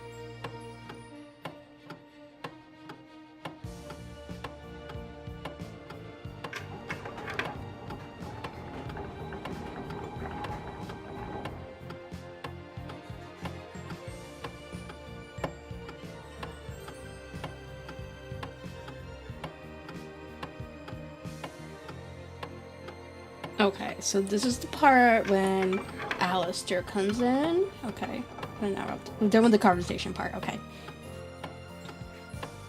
All I really changed was like a few words, maybe a line or two, but that was about it.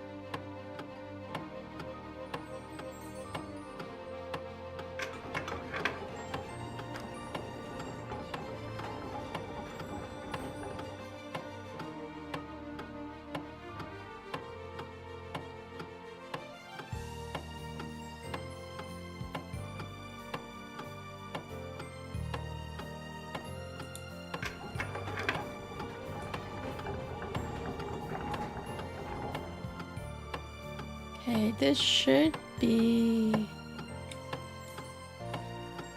everything for what I've written so far, I think. Let's see, let me just double check this sentence real quick.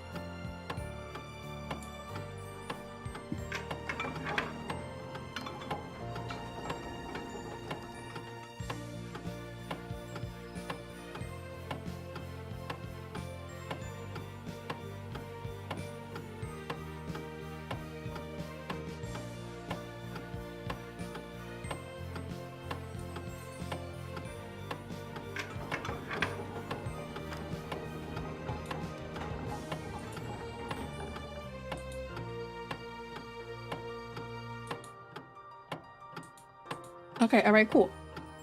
So tomorrow I think I will focus on the next part, the continuation, and then I should be able to wrap up this store by the end of the week. Hopefully. As soon as nothing else pops up.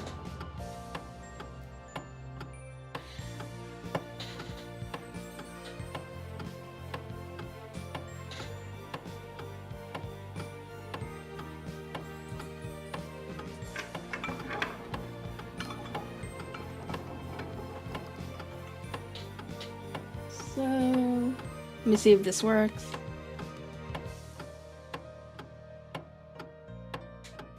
I just realized I never made a command for exclamation point read.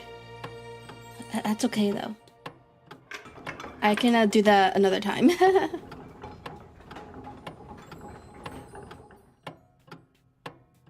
Just pretend it's there. Yeah.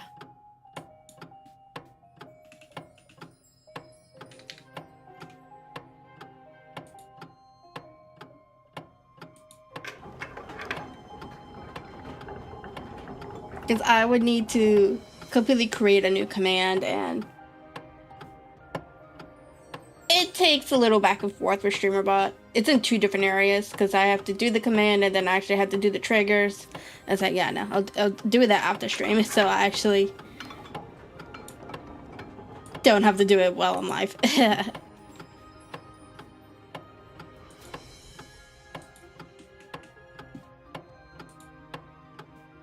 Now, because I keep losing this document, I am going to post it.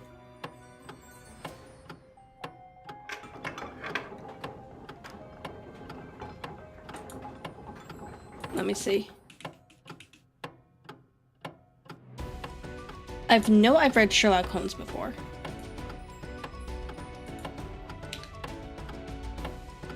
Maybe I just didn't post it here.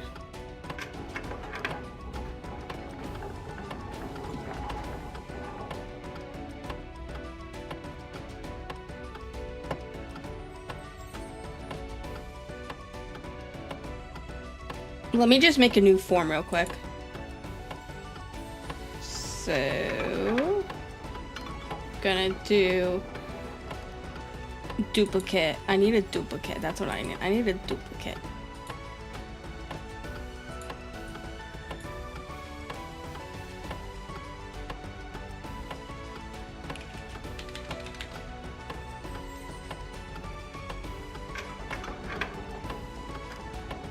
Hold on.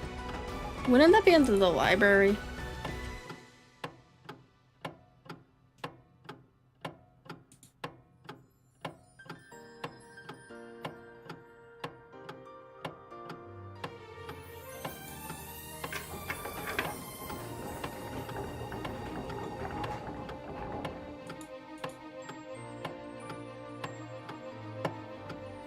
Yeah, I think I'll do that, actually.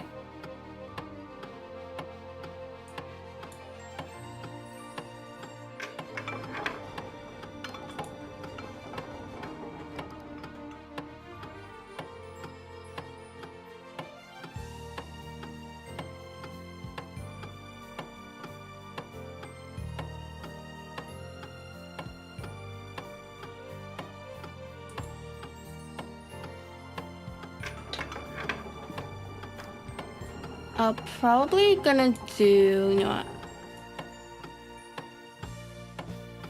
Yeah, we're gonna end up at the library. Yeah, I think that's probably the best way to do it. I'm probably gonna make a new tag called reading list though.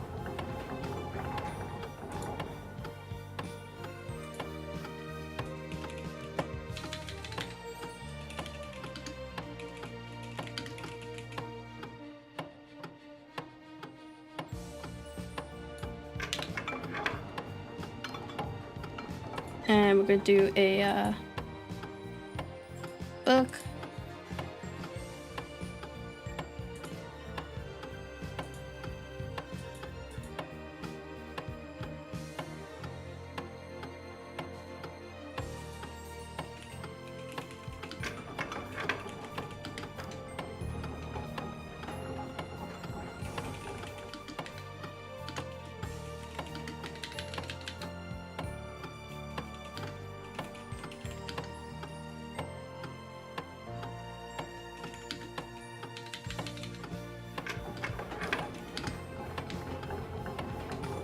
Call this stories read on stream. Let's do Memoirs of Sherlock Holmes.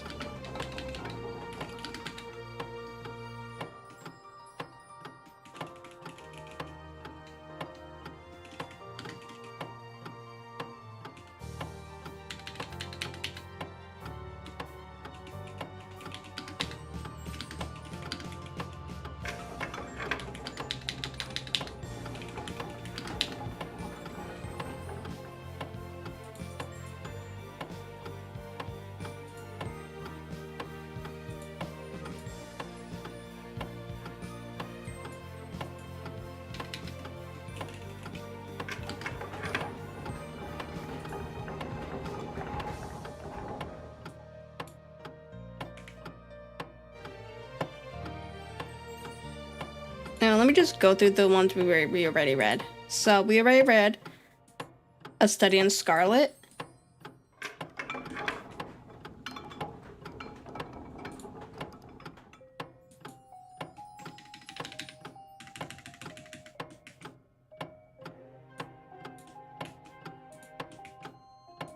So we'll mark that as completed.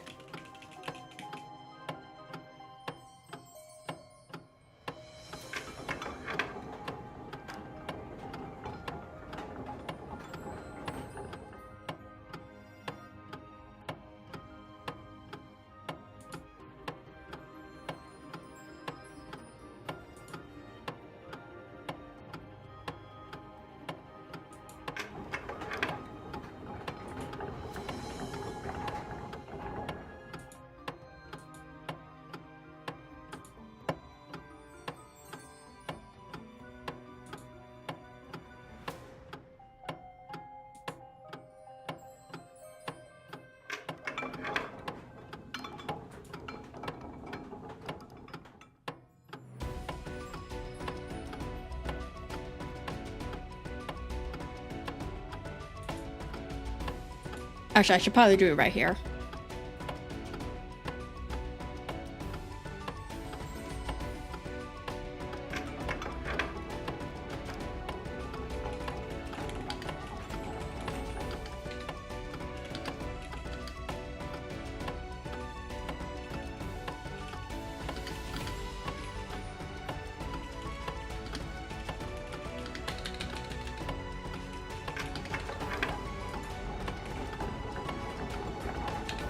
And we're gonna do this one as pending.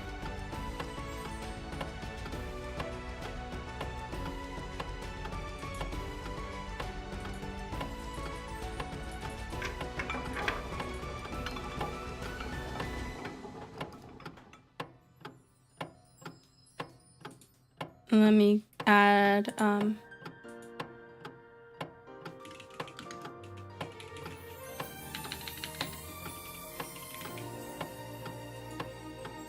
put this as live reading. What's a good emoji we could put? We'll put stars.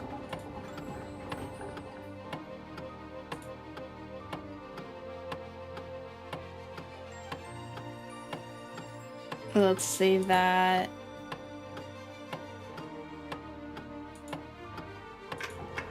Let me go back and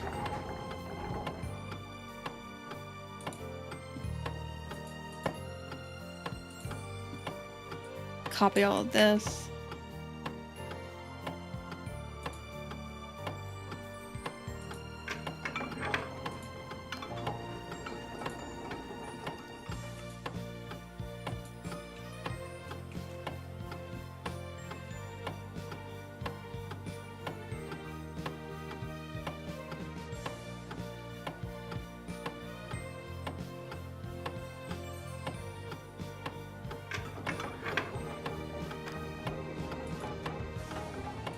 And then we'll also make another called story request.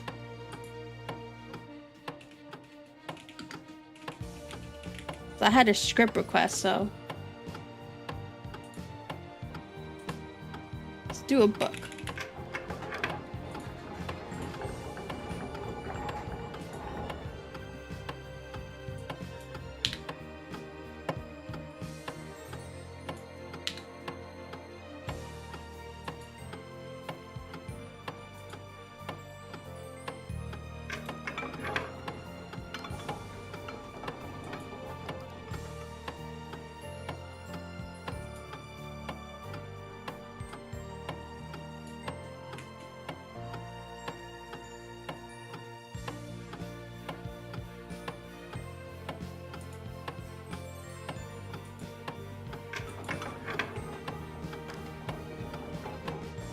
And I'm also going to post it in both chats, actually.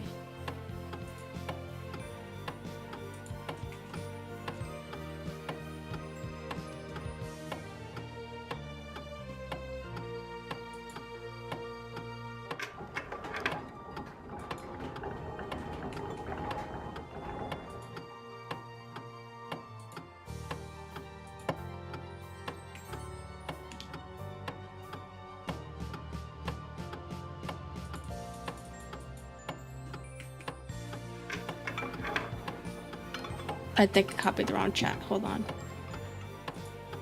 Here's the right one.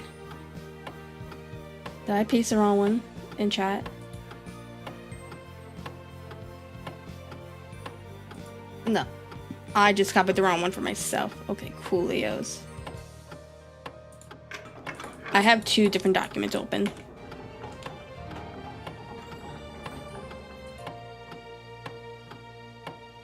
So, Memoirs of Sherlock Holmes. Open that up.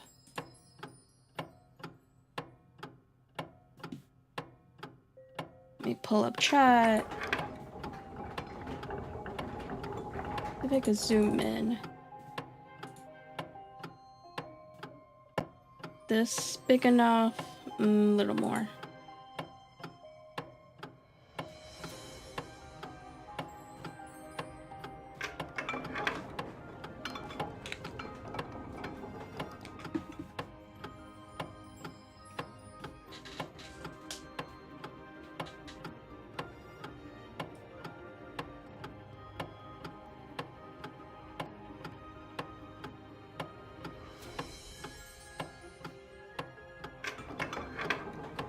Okay, if we're gonna start doing this with my phone, I'm probably gonna need to put a charger or something, and now it's at 40%.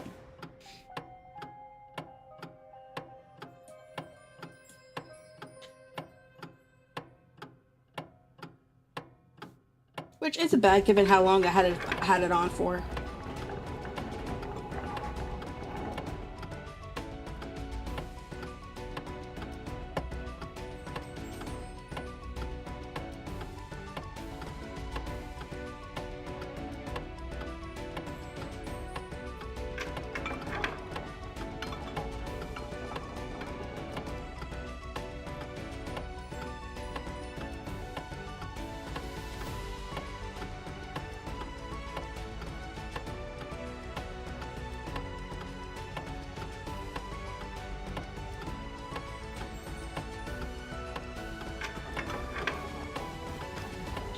Need to drink some water a bit.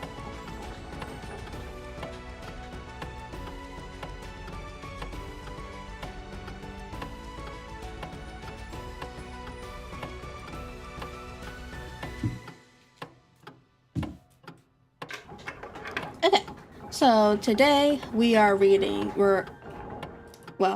we are reading the Memoirs of Sherlock Holmes. We're continuing the Memoirs of Sherlock Holmes.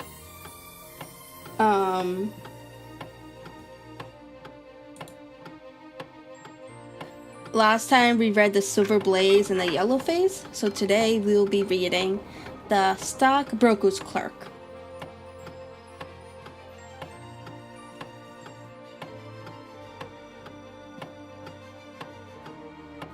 Actually, I'm gonna turn off the music.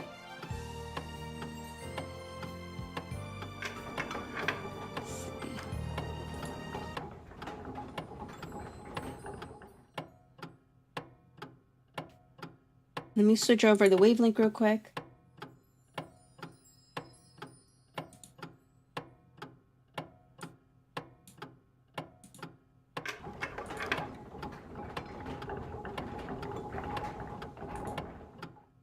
Okay, so you guys should only be hearing the clock noises now. Yeah, so for when I edit this, I don't want the music in the background. Alright. Have a good lurk.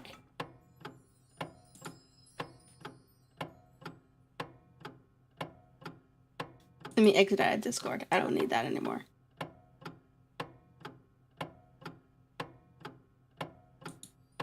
And let me pull up chat again.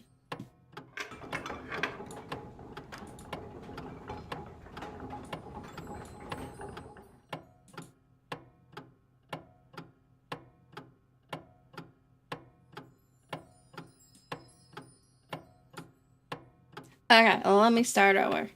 Okay, today we will be reading the Memoirs of Sherlock Holmes. We have already read The Silver Blaze and The Yellow Face, our previous videos and live streams. So today we'll be focusing on the Stockbroker's Clerk. So, shortly after my marriage, I had brought a connection. Brought a connection. Okay, I guess he means a person. Okay, shortly after my marriage, I had brought a connection in a Paddington district. Old Mr. Farquhar, from whom I purchased it, had at one time an excellent general practice, but his age and affiliation of the nature of Saint Vitus, damage from which he suffered, had very much thinned it. The public not unnaturally unnaturally goes on the principle that he who would heal others must himself be whole, and look askance at the curative power of the man whose own case is beyond the reach of his drugs. Thus, as my predecessor weakened, his practice declined, until when I purchased it from him, it had sunk from 1,200 to little more than 300 a year. I had confidence, however, in my own youth and energy, and was convinced that in a very few years the concern would be as flourishing as ever. For 3 months after taking over the practice, I was kept very closely at work, and saw little of my friend Sherlock Holmes, for I was too busy to visit Baker Street, and he seldom went anywhere himself, save upon professional business. I was surprised, however, when one morning in June, as I sat reading the British Medical Journal after breakfast, I heard a ring at the bell, followed by the high, somewhat strained tone of my old companion's voice. "Ah, my dear Watson," said he, striding into the room, "I am very delighted to see you. I trust that Miss Watson has entirely recovered from all the little excitements connected with our adventures of the Sinophore." Thank you. We're both very well. And I shaking him with, Thank you, and we are both very well, said I, shaking him warmly by the hand.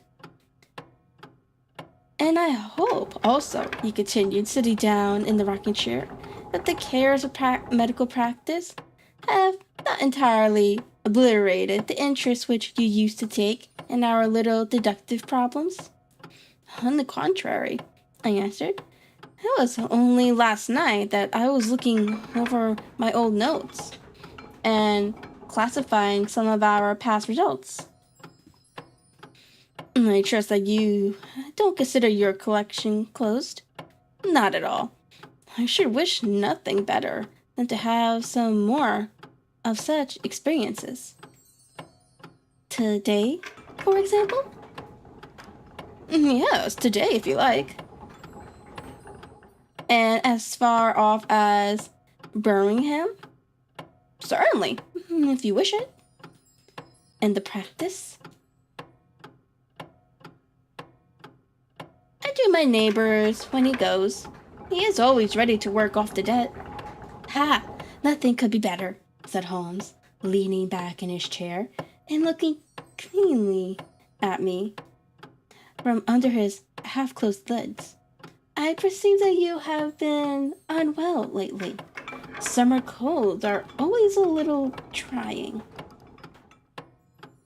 I was confined to the house by a severe chill for 3 days last week. I thought, however, that I had cast off every trace of it. So you have. You look remarkably robust. How, then, did you know of it? My dear fellow, you know my methods. You deducted it, then? Certainly. And if from what? From your slippers. I glanced down at the new patient leathers, which I was wearing. How on earth? I began, but Holmes answered my question before it was asked. Your slippers are new, he said. You cannot have had them more than a few weeks. The soles which you are at this moment presenting to me are slightly scorched. For a moment, I thought they might have got wet and been burned in the dryer. And burned in the drying. But near the instep, there was a small circular wafer of paper with the shopman's hieroglyphics upon it.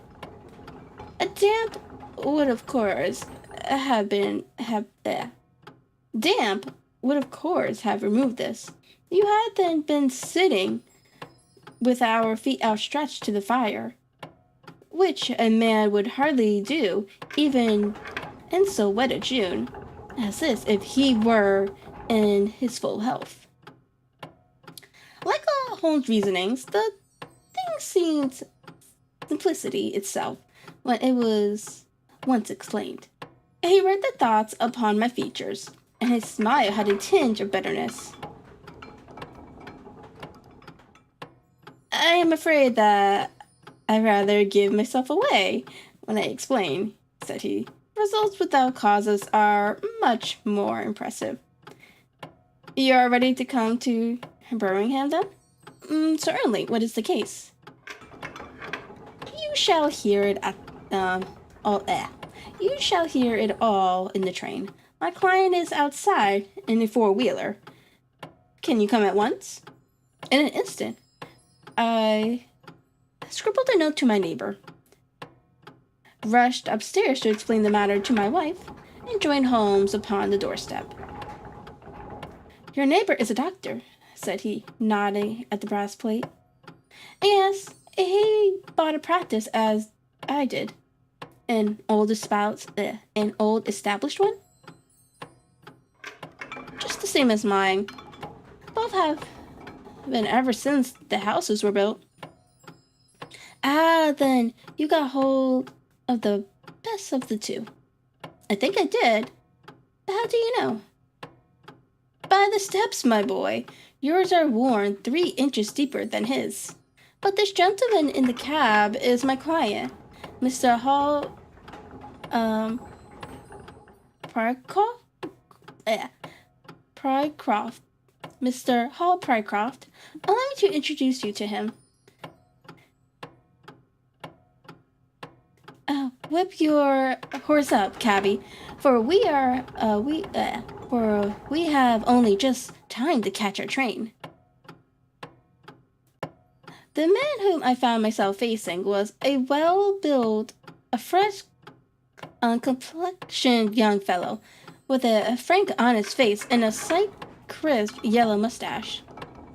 He wore a very shiny top hat and a neat suit of somber black, which made him look what he was, a smart young city man of the class who have been labeled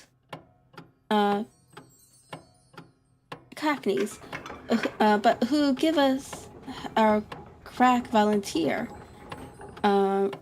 regiments, and who turns out more fine athletes and sportsmen than any body of man. Oh, athletes, my bad. Hold on. Let me go back. Hold on.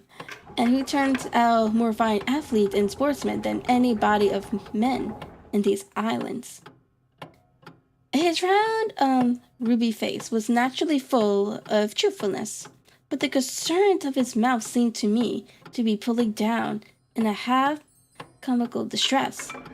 It was not, however, until we were all in a first-class carriage and well started upon our journey to Birmingham that I was able to learn what the trouble was which had driven him to Sherlock Holmes. Oh, we have a clear run here of 70 minutes, Holmes remarked. I want you, Mr. Hall Pycroft, to tell my friend your very interesting experience, exactly as you have told it to me, or with more detail if possible. It will be of use to me to hear the succession of events again. It is a case, Watson, which may prove to have something in it, or may prove to have nothing, but which at least presents those unusual and outre features, which are as dear to you as they are to me. Now, Mr. Pycroft, I shall not interrupt you again. Our young companion looked at me with a twinkle in his eye. The worst of the story is, said he, that I show myself up as such a confounded fool. Of course, it may work out all right, and I don't see that I could have done otherwise.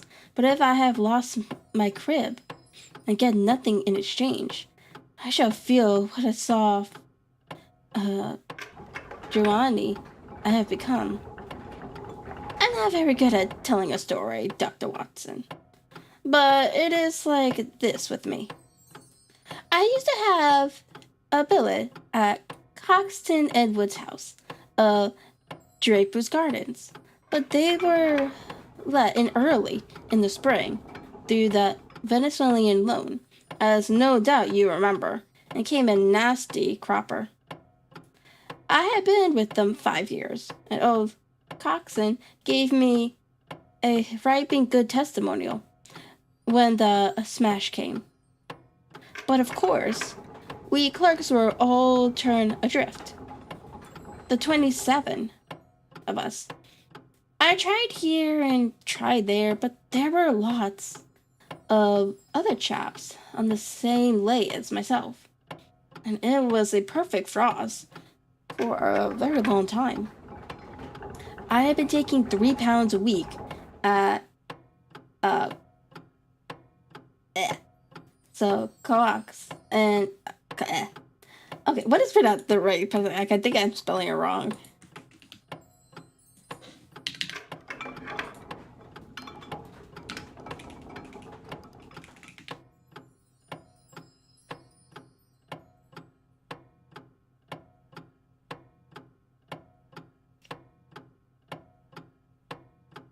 Okay, so Coxon? Okay. I'm probably gonna keep pausing and doing that.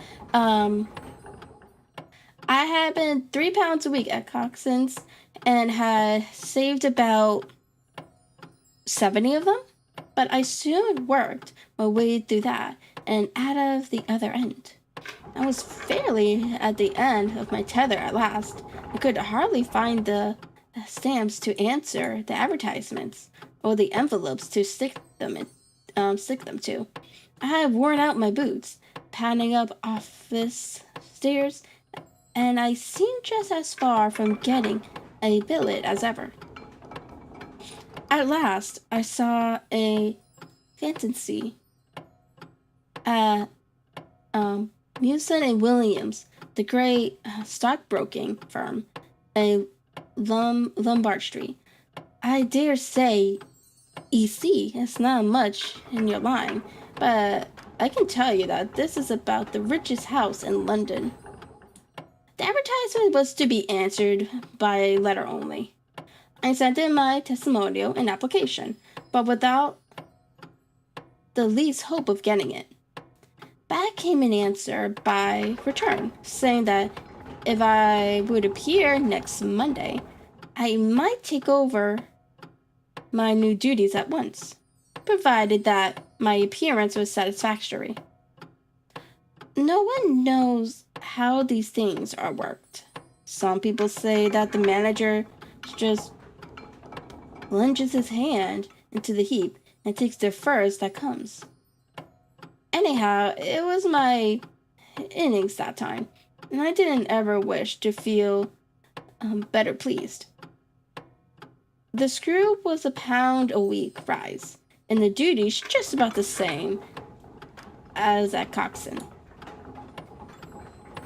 And now I come to the queer part of the business. I was in diggings out Hampstead away, 17 Potter's Terrace. Well, I was sitting doing a smoke that very evening after I had been promised the appointment, when up came my landlady with a card which had Arthur Pinner, financial agent, printed upon it. I had never heard the name before. I could not imagine what he wanted with me, but of course I asked her to show him up.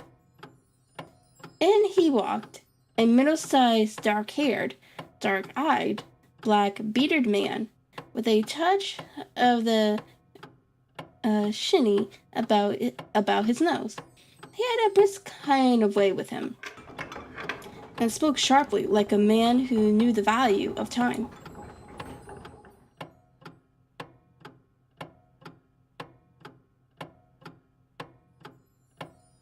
Mr. Hall, Prefcroft, I believe, said he.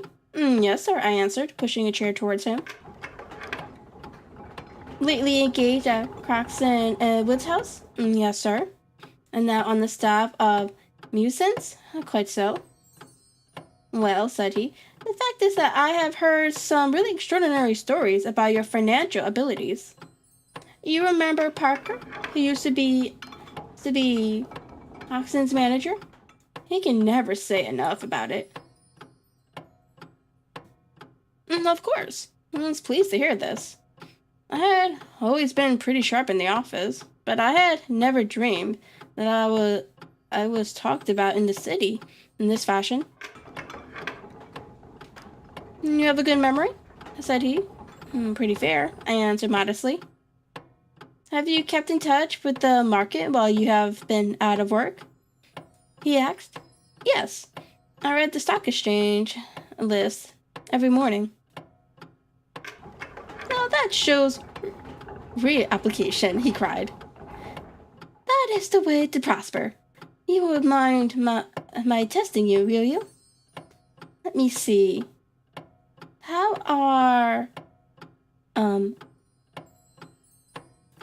Irish shoes?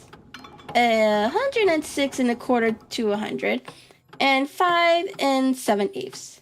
And New Zealand consolidated 104, and British Broken Hills 7 to 7 and 6. Wonderful, he cried, with his hands up. This quite fits in with all that I have heard. My boy, you are very much too good to be a clerk of musicians. This outburst rather astonished me. As you can think, well, said I, other people don't think quite so much of me as you seem to do, Mr. Pinner. I had a hard enough fight to get this bird, and I am very glad to have it. Pooh, man, you should soar above it. You are not in your true sphere. Now, I'll tell you how it stands with me. What I have to offer is little enough when measured by your ability. But when compared with musicians, it's light to dark. Let me see. When do you go to musicians? On Monday? I think I would risk a little sporting flutter that you don't go there at all. Not go to musicians? No, sir. By that day, you will be the business manager of the Franco-Midland Hardware Company Limited, with 134 branches in the towns and villages of France, not counting the one in Brussels and one in San Remo. This took my breath away. Never heard of it, said I. Very likely not. It has been kept very quiet, for the capital was all privately subscribed, and it's too good a thing to let the public into. My brother, Harry Pinner, is promoter and joins the board after allotment as managing director. He knew I was in the swim down here and asked me to pick up a good man chat. Hold on. To pick up a good man cheap. A young, pushy man with plenty of snap about him. Parker spoke of you, and that brought me here tonight. We can only offer you a willing 500 to start with. 500 a year? I shouted. Only that at the beginning. But you are to have an overriding commission of 1% on all businesses done by your agents. And you may take my word for it that this will come to more than your salary. But I know nothing about hardware. My boy, you know about figures. My head buzzed, and I could hardly sit still in my chair, but suddenly a little chill of doubt came upon me. I must be frank with you, said I. Your cent only gives me 200. But Musin is safe. Not really. I know so little about your company that... Ah, smart, he cried, in a kind ecstasy of delight. You are the very man for us. You are not to be talked over. And quite right, too. Now, here is a note for £100. If you think that we can do business, you may just slip it into your pocket as an advance upon your salary.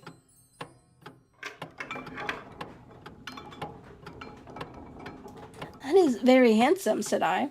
When should I take over my new duties? Be in Birmingham tomorrow at 1, said he. I have a note in my pocket here, which you will take to my brother. You will find him at 126B Corporation Street, where the temporary office of the companies are situated. Of course, he must confirm your engagement, but between ourselves, it will be all right. But really, I hardly know how to express my gratitude, Mr. Pinner, said I. Not at all, my boy. You have only got your deserts. There are 1 or 2 small things, mere formalities, which I must arrange with you. You have a bit of paper beside you here.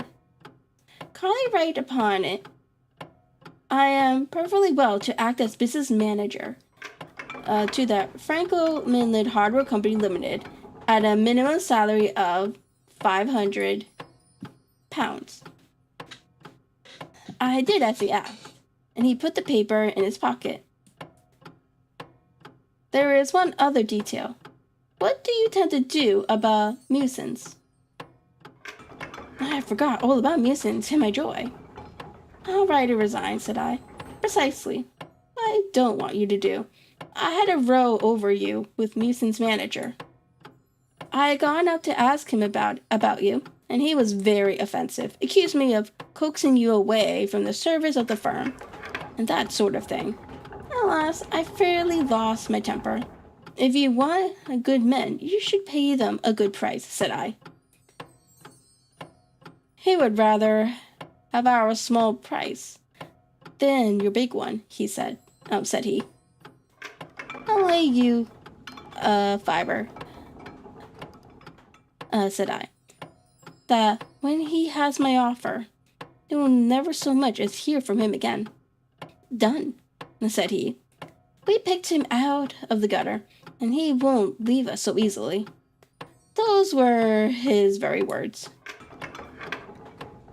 The imprudent scoundrel, I cried. I've never so much as seen him in my life. Why should I consider him in any way? I shall certainly not write, if you would rather I don't. Good, that's a promise, said he, rising from his chair. Well, I'm delighted to have got so good a man for my brother. Here's your advance of £100, and here is the letter.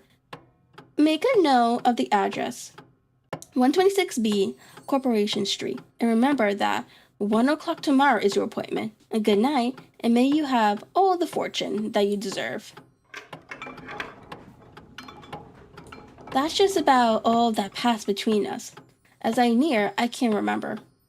You can imagine, Dr. Watson, how pleased I was at such an extraordinary bit of good fortune.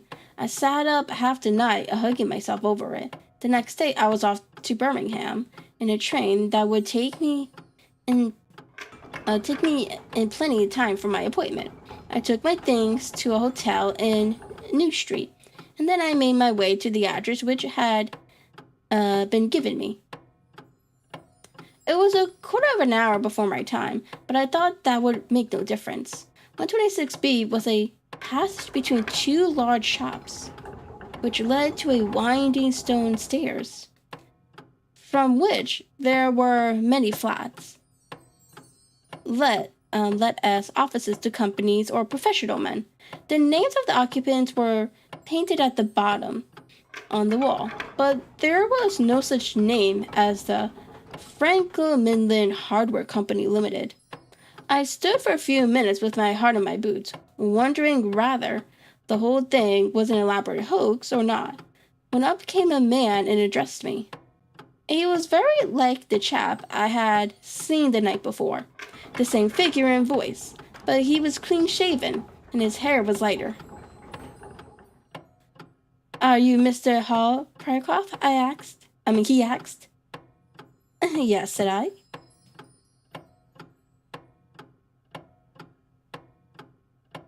Let me move this up.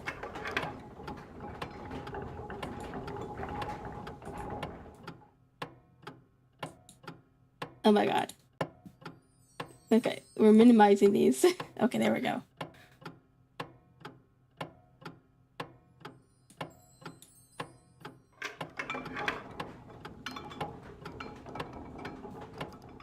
Okay, that's where I left off.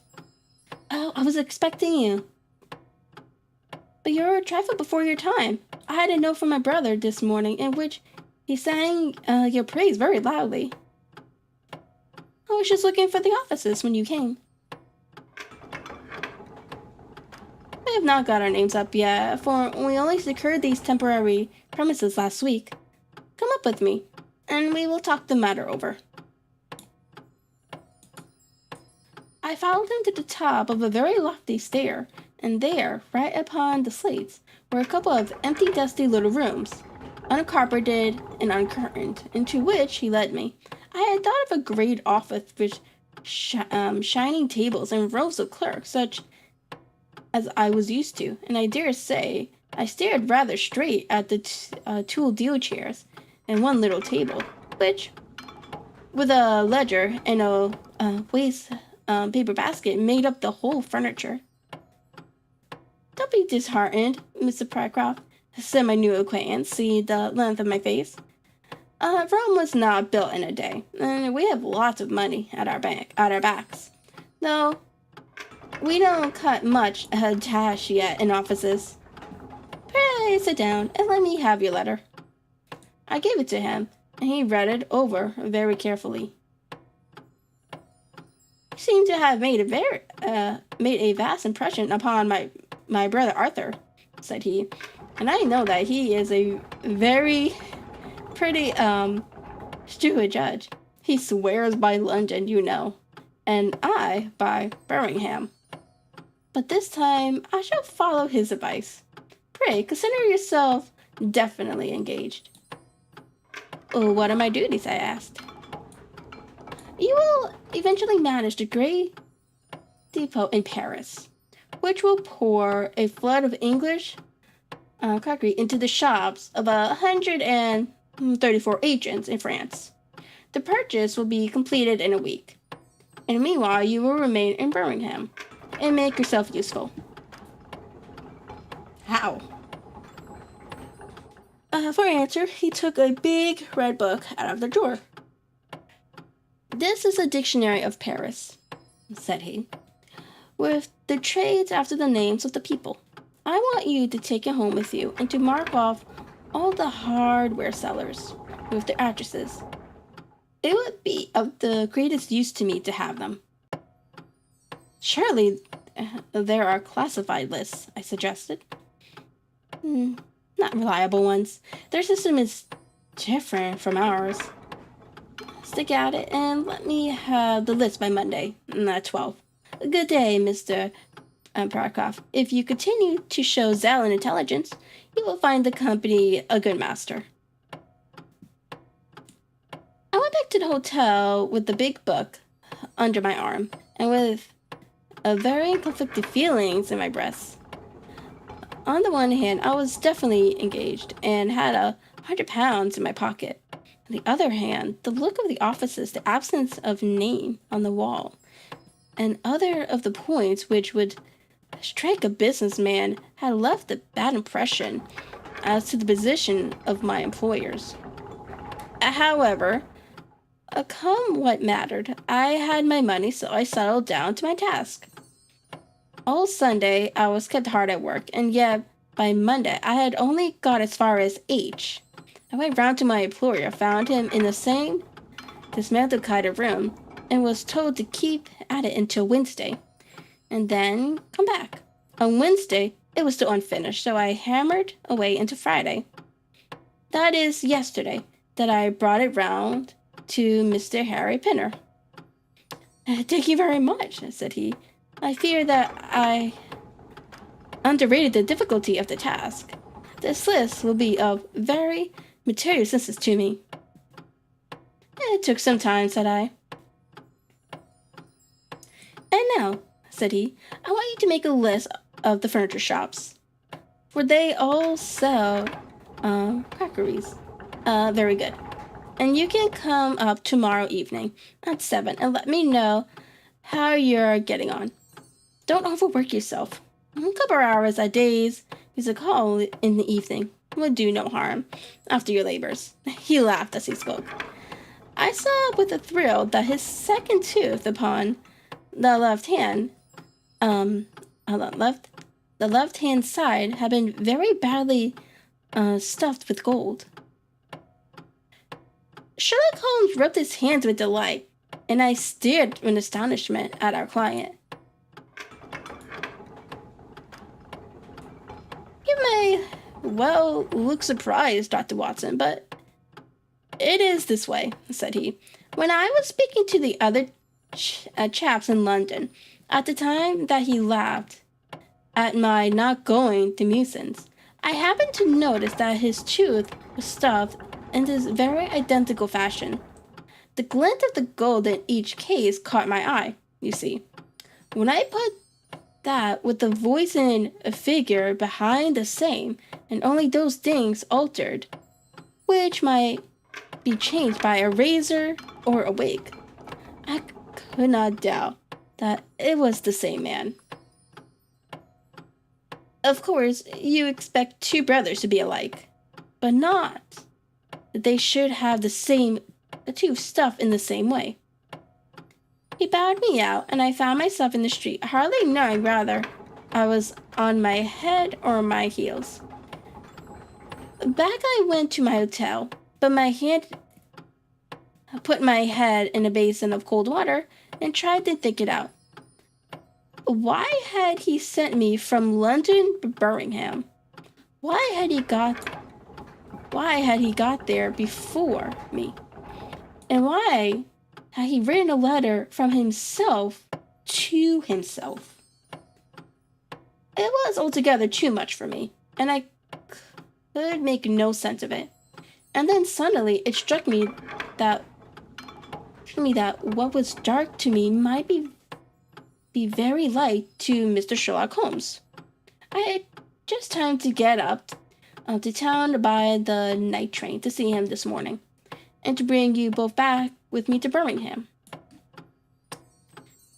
There was a pause after the stockbroker's clerk had concluded his surprising experience.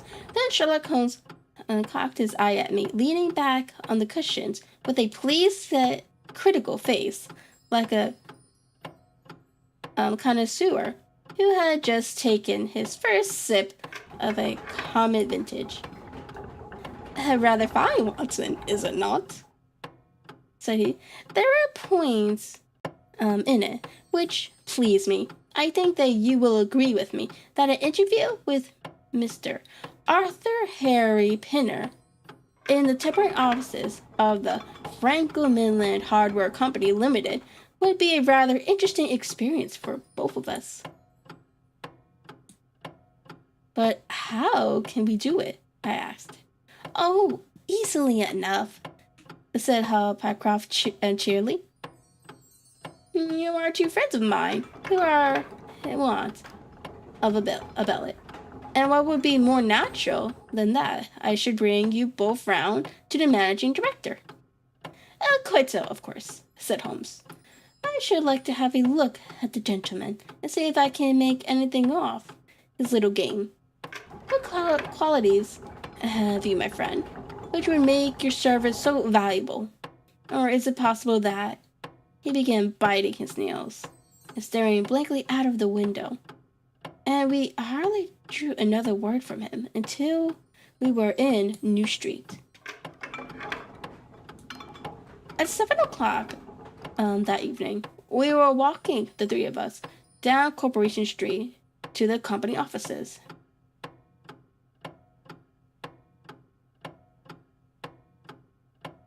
It is no use our being at all before our time, said our client. He only comes there to see me, apparently, for the place is deserted up to the very hour he names. That is suggestive, remarked Holmes. By Jove, I told you so, cried the clerk.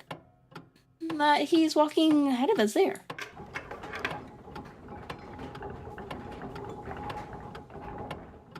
He pointed to a smallish, dark, well-dressed man who was bustling along the other side of the road.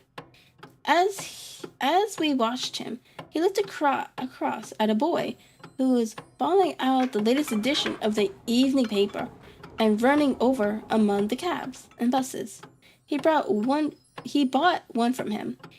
Then, clenching it in his hand, he vanished through a doorway.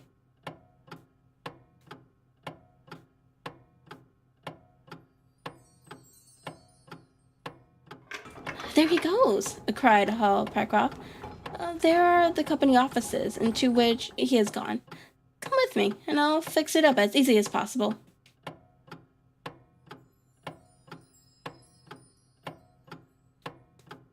Following his lead, we ascended 5 stories until we found ourselves outside of a half-open door, at which our client tapped. A voice within bid us enter, and we entered a bare, unfinished room, such as Hal Pycroft had described. At the tiny table sat the man whom we had seen in the street, with his evening paper spread out in front of him. And as he looked up at us, it seemed to me that I had never looked upon a face which bore such marks of grief, and of something beyond grief, of a horror such as comes to few men in a lifetime. His brow glistened with the perspiration. His cheeks were of the dull, dead white of a fish belly, and his eyes were wide and staring. He looked at his cleric as though he failed to recognize him, and I could see by the astonishment depicted upon our conductor's face that this was by no means the usual appearance of his employer. "You look ill, Mr. Pinner," he explained. "Yes, I am not very well," answered the other, making obvious efforts to pull himself together, and licking his dry lips before he spoke.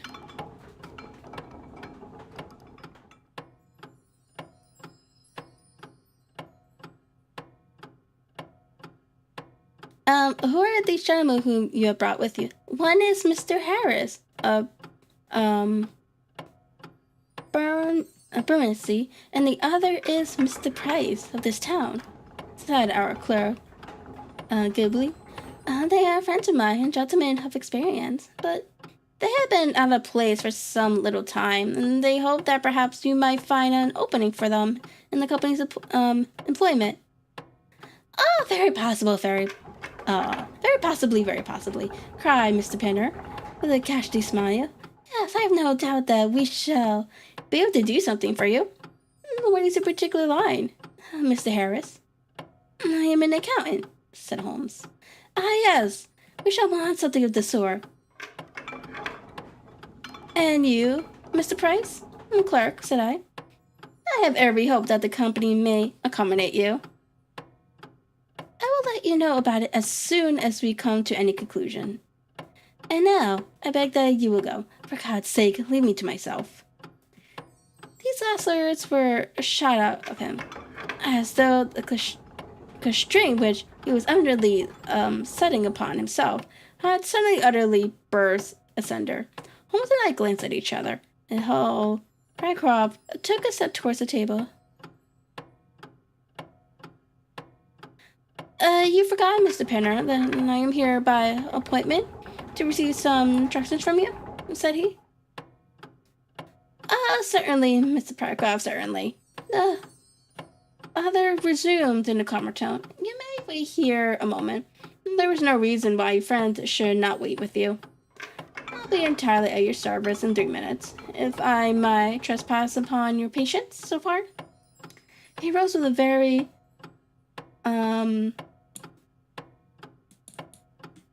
courteous?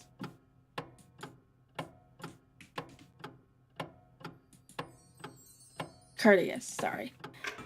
He rose with a very courteous air, and bowing to us, he passed out through a door at the farther end of the room, which he closed behind him. "What now?" whispered Holmes. "Is he giving us the slip?" "Impossible," answered Pycroft. "How so?" "That door leads into an inner room." "There is no exit?" "None." "Is it furnished?" "It was empty yesterday." Then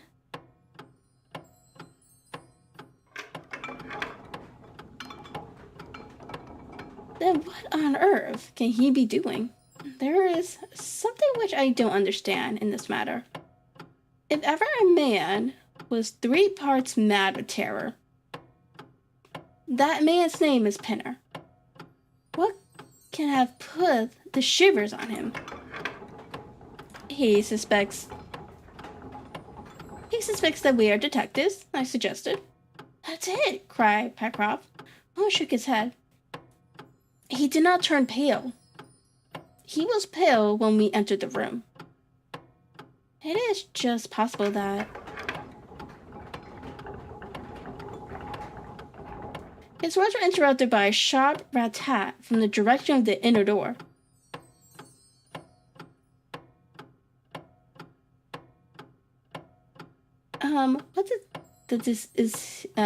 What the...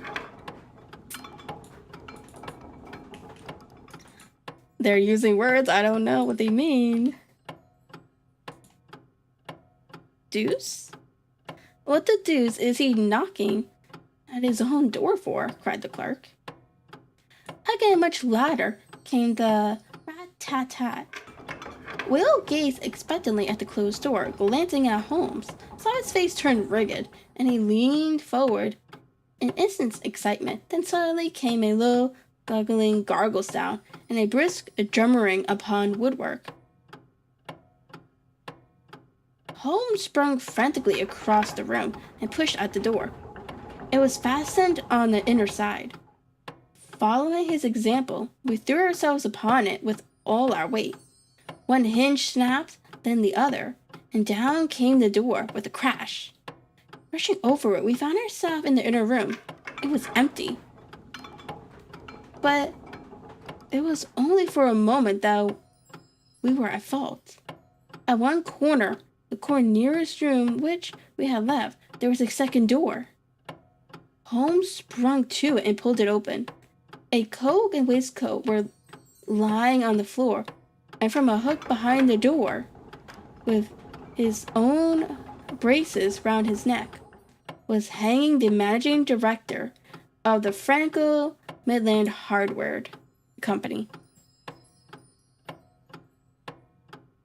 His knees were drawn up, his head hung at a dreadful angle to his body, and a clatter of his heels against the door made the noise which he had broken in upon our conversation.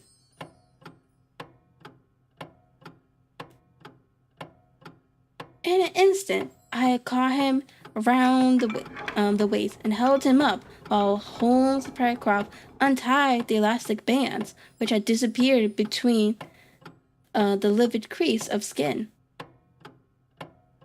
Then we carried him into the other room, where he lay with a clay-colored face, puffing his purple lips in and out with every breath, a dreadful wreck of all that he had been but 5 minutes before.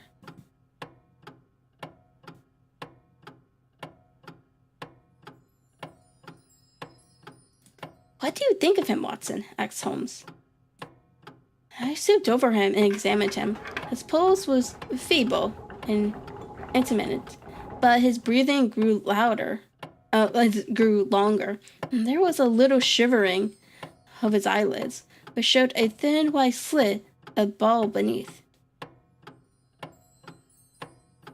"It has been touch and go with him," said I. "But he'll live now. Just open that window and hand me the water at Carafe." I undid his collar, poured the cold water over his face, and raised and sank his arms until he drew long, natural breaths. "It's only a question of time now," said I, as I turned away from him. Holmes stood by the table with his hands deep in his trousers pockets and his chin upon his breast. "I suppose we ought to call the police in now," said he. "And yet I confess that I like to give them a complete case when they come." "It's a blessed mystery to me," cried Pycroft, scratching his head. "Whatever they wanted to bring me all the way up here for, and then—" "Pooh, all that is clear enough," said Holmes impatiently. "It is this last sudden move. You understand the rest, then?" "I think it is fairly obvious. What do you say, Watson?" I shrugged my shoulders. "I must confess that I am out of my depths," said I. "Oh, surely, if you consider the events at first, they can only point to one conclusion." "What do you make of them?" "Well, the whole thing hinges upon 2 points. The first is the making of Pycroft write a declaration by which he entered the service of this prosperous company. Do you not see how very suggestive that is?" "I am afraid I missed the point." "Well, why did they want him to do it? Not as a business matter, for the arrangements are usually verbal, and there was no earthly business reason why there should be an exception. Don't you see, my young friend, that They were very anxious to obtain a specimen of your handwriting and had no other way of doing it. And why? Quite so, why? When we answered that we have made some progress with our little problem, why? There can be only one adequate reason. Someone wanted to learn to imitate your writing and had to procure a specimen of it first. And now, if we pass on to the second point, we find that each throws light upon the other. That point is the request made by Pinner that you should not resign your place, but should leave the manager of this important business in the full exception that a Mr. Hall Procroft, whom he had never seen, was about to enter the office upon the Monday morning.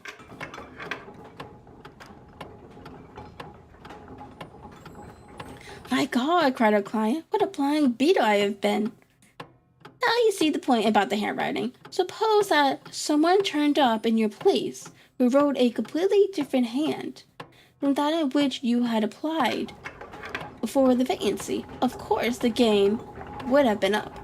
But in the interval, the rogue had learned to imitate you, and his position was therefore secure, as I presume that nobody in the office had ever set eyes upon you. Not a soul, groaned Hall Pycroft. Very good, of course. It was of the utmost importance to prevent you from thinking better of it, and also to keep you from coming into contact with anyone who might tell you that your double was at work in Mewson's office. Therefore, they gave you a handsome advance on your salary and ran you off to the Midlands, where they gave you enough work to do to prevent your going to London, where you might have busted a little game up. That is all plain enough. But why should this man pretend to be his own brother? Well, that is pretty clear also. There are evidently only two of them in it. The other is impersonating you at the office. This one acted as your engager, and then found that he could not find you an employer without admitting a third person into his plot that he was most unwilling to do. He changed his appearance as far as he could, and trusted that the likeness, which you could not fail to observe, would be put down to a family resemblance. But for the happy chance of the gold stuffing, your suspicions would probably never have been aroused.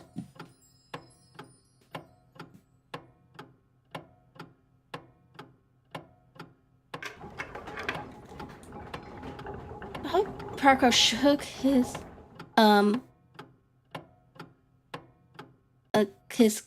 clenched hands in the air. Good Lord, he cried, but I have been fooled in this way. What has this other Hall Pycroft been doing at Mewson's? What should we do, Mr. Holmes? Tell me what to do. We must wire to Mewson's. They shut at 12 on Saturdays. Never mind. They may be some doorkeeper or attendant. Yes, they keep a permanent guard there on account of the value of the securities that they hold. I remember hearing about it. Hearing a talk of it in the city. Very good. We should wire to him and see if all is well, and if a clerk of your name is working there. That is clear enough. But what is not so clear is why, at sight of us, one of the rogues should instantly walk out of the room and hang himself.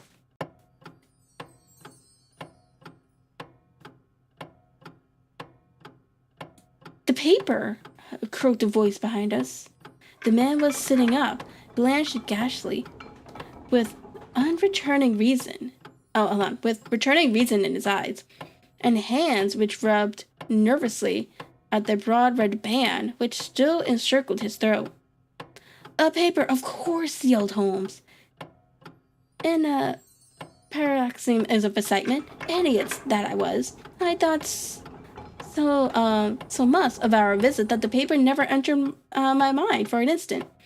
To be sure, the secret must be there. He flattened it out upon the table, and a cry of triumph burst from his lips. "Look at this, Watson," he cried. "It is a London paper, an early edition of the Evening Standard. Here is what we want. Look at the headlines. Crime in the city. Murder at Mewson's in Williams." Oh, wow. Okay, a murder.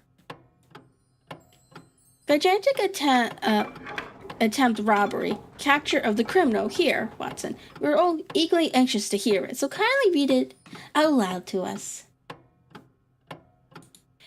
It appears from its position in the paper to have been the one event of importance in town, and the account of it ran in this way. A deliberate attempt of a robbery, culminating in the death of one man and the capture of the criminal, occurring this afternoon in the city. For some time back, Mewson's and Williams, the famous financial house, had been the guardians of securities, which amount in the aggravated to a sum considerably over £1 million sterlings. So, Conscious was the manager of the responsibility which devalued upon him, in the consequence of the great interest at stake, that safes of the very latest construction have been employed, and an armed watchman have been left day and night in the building. It appeared that last week a new clerk named Hall Pycroft was engaged by the firm. This person appears to have been none other than Bennington, the famous forger and craftsman, who, with his brother, had only recently emerged from a 5-year spell of penal servitude. By some means, which are not yet clear, he succeeded in winning, under a false name, this official position in the city, which he utilized in order to obtain molding of various locks and a thorough knowledge of the position of the strong room and the safes. It is customary at Mewson's for the clerks to leave at midday on Saturday. Sergeant Hewson of the city police was somewhat surprised, therefore, to see a gentleman with a carpet bag come down the steps at 20 minutes past 1. His suspicions being aroused, the sergeant followed the man, and with the aid of Constable Pollack, succeeded, after a most devastated resistance, in arresting him. It was at once clear that a gigantic robbery had been committed, nearing £100,000 worth of American railway bonds, with a large amount of scrip in mines and other companies, was discovered in the bag. On examining the premises, the body of the unfortunate watchman was found doubled up and thrusted into the largest of the safes, where it would not have been discovered until Monday morning, had it not been for the prompt action of Sergeant Tussin. The man's skull had been shattered by a blow from a poker delivered from behind. There could be no doubt that Bennington had obtained entrance by pretending that he had left something behind him, and having murdered the watchman, rapidly rifled the largest safe and then made off with his booty. His brother, who usually works with him, has not appeared in this job, as far as can at present be ascertained, although the police are making energetic inquiries as to his whereabouts. Wow.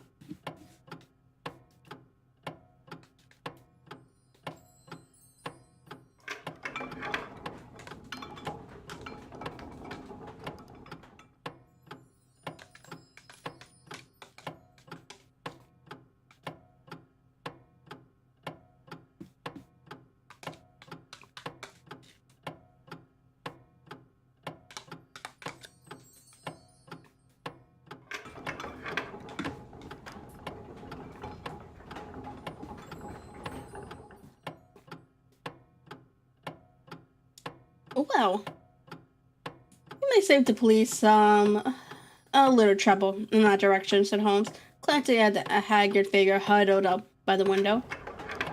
Human nature is a strange mixture, Watson. You see that even a villain and murderer can inspire such affection that his brother turns to suicide when he learns that his neck is forfeited. However, we have no choice as to our actions. The doctor and I will remain on guard. Mr. Pycroft, if you will have the kindness to step out for the police.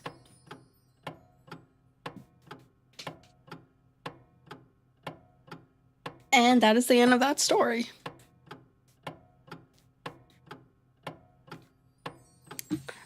I'll be honest with you. I did think he was being tricked. I was not expecting it if someone was impersonating him, though.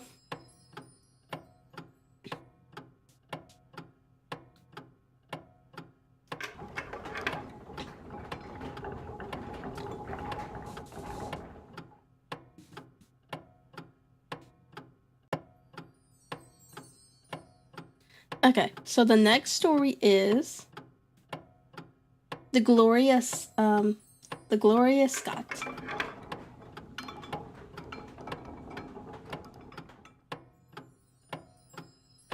I have some paper here, said my friend Sherlock Holmes. As we sat one winter's night on either side of the fire, which I really think, Watson, that it would be worth your while to glance over. There are the documents in the extraordinary case of the glorious Scott, and this is the message which struck Justice of the Peace, Trevor dead with horror when he read it. He had picked from a drawer a little tarnished cylinder, and undoing the tape, he handed me a short note scrawled upon a half sheet of slate gray paper. The supply of the game for London is going steadily up, it rang.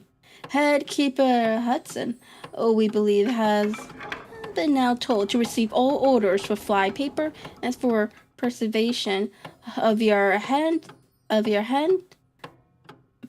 peasant's life.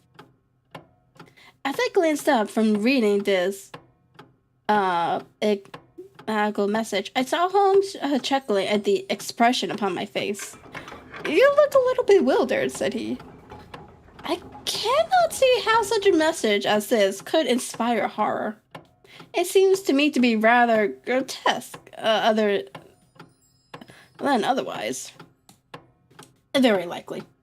Yet the fact remains that the reader, who was a fine, robust old man, was knocked clean down by it, as if it had been the butt end of a pistol. You aroused my curiosity, said I. But why did you say just now that there were very particular reasons why I should study this case? Because it was the first in which I was ever engaged. I had often endeavored to elect for my companion what had first turned his mind in the direction of criminal research, but had never caught him before in the communicative humor. Now he sat forward in his armchair and spread out the document upon his knees. Then he lit his pipe and sat for some time smoking and turning them over.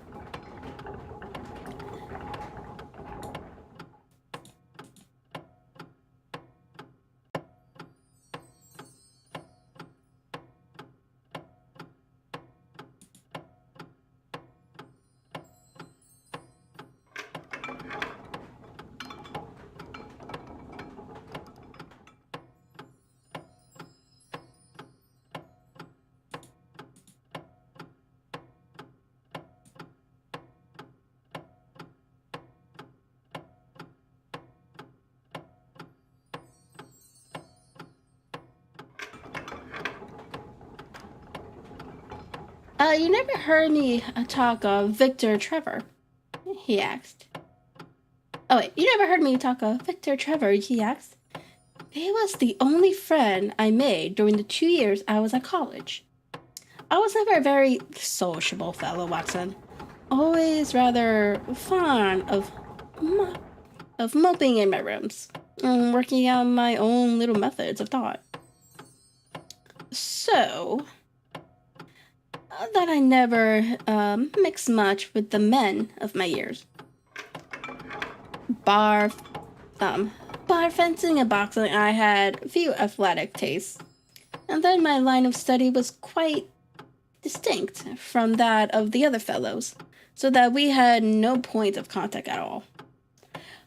Trevor was the only man I knew, and that only through the accident of his bull terrier freezing to my ankles one morning as I went down to chapel.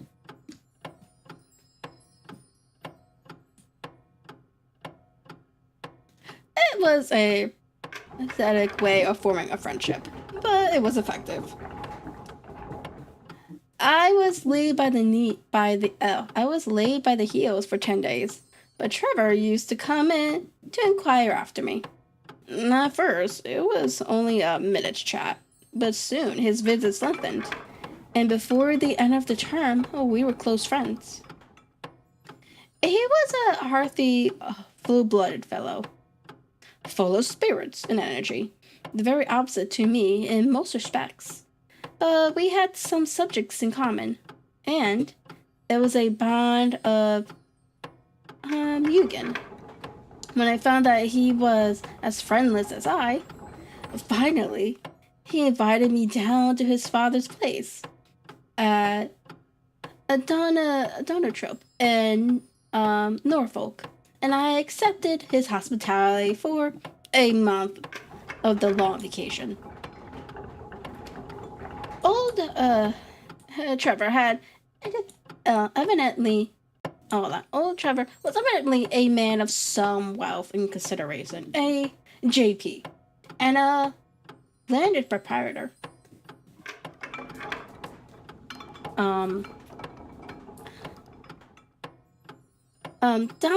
Donatrope was a little hamlet just to the north, Lagomere, in the country of the Broads.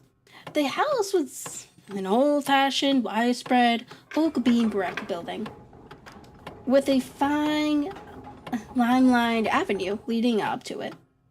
There was excellent wild duck shooting in the fens, remarkably good fishing, a small but select library, taken over, as I understand,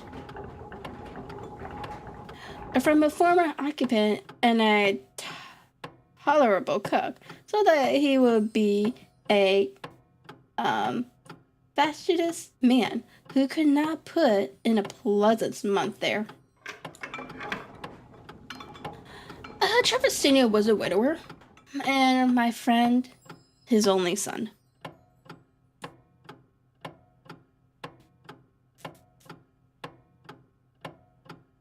There had been a daughter, I heard, but she had died of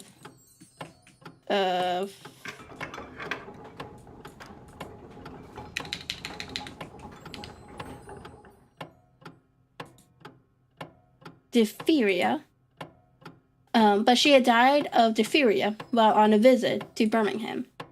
The father interested me extremely. He was a man of little culture, but with a considerable amount of rude strength, both physically and mentally.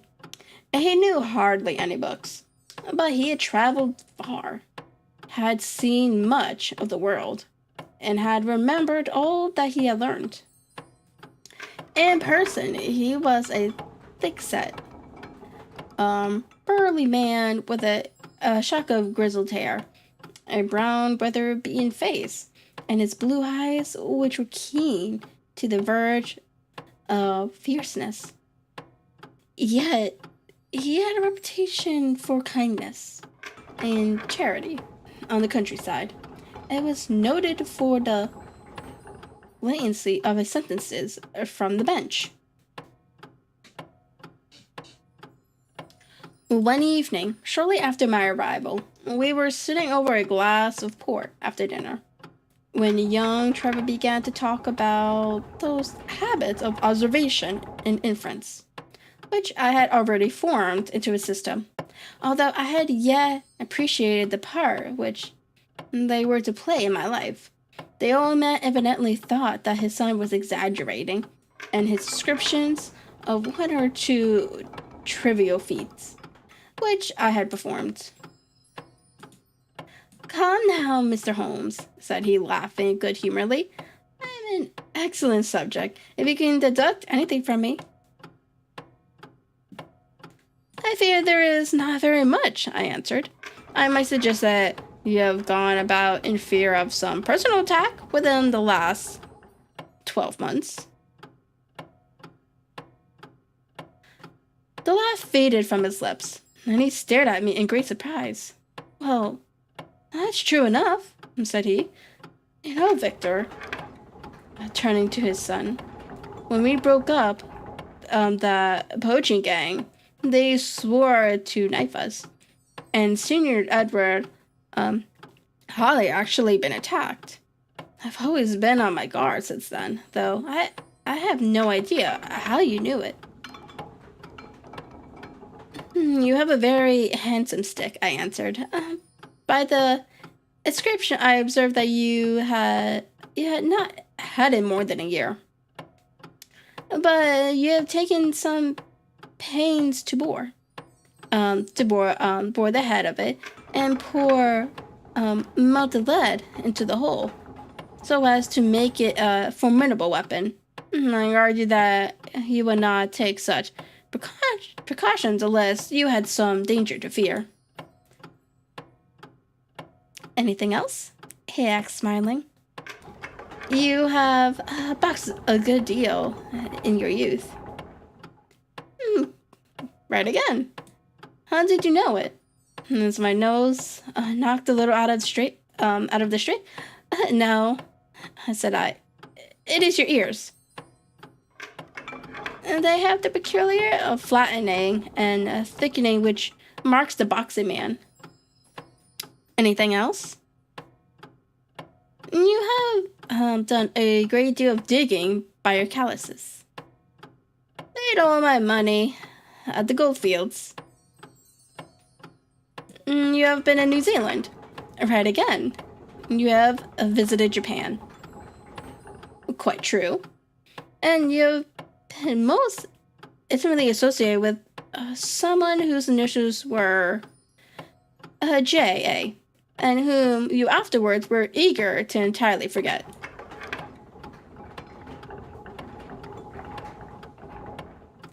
Mr. Trevor stood slowly up, fixed his large blue eyes upon me with a strange wild stare, and then pitched forward with his face among the nutshells, which growled the cloth in a dead faint.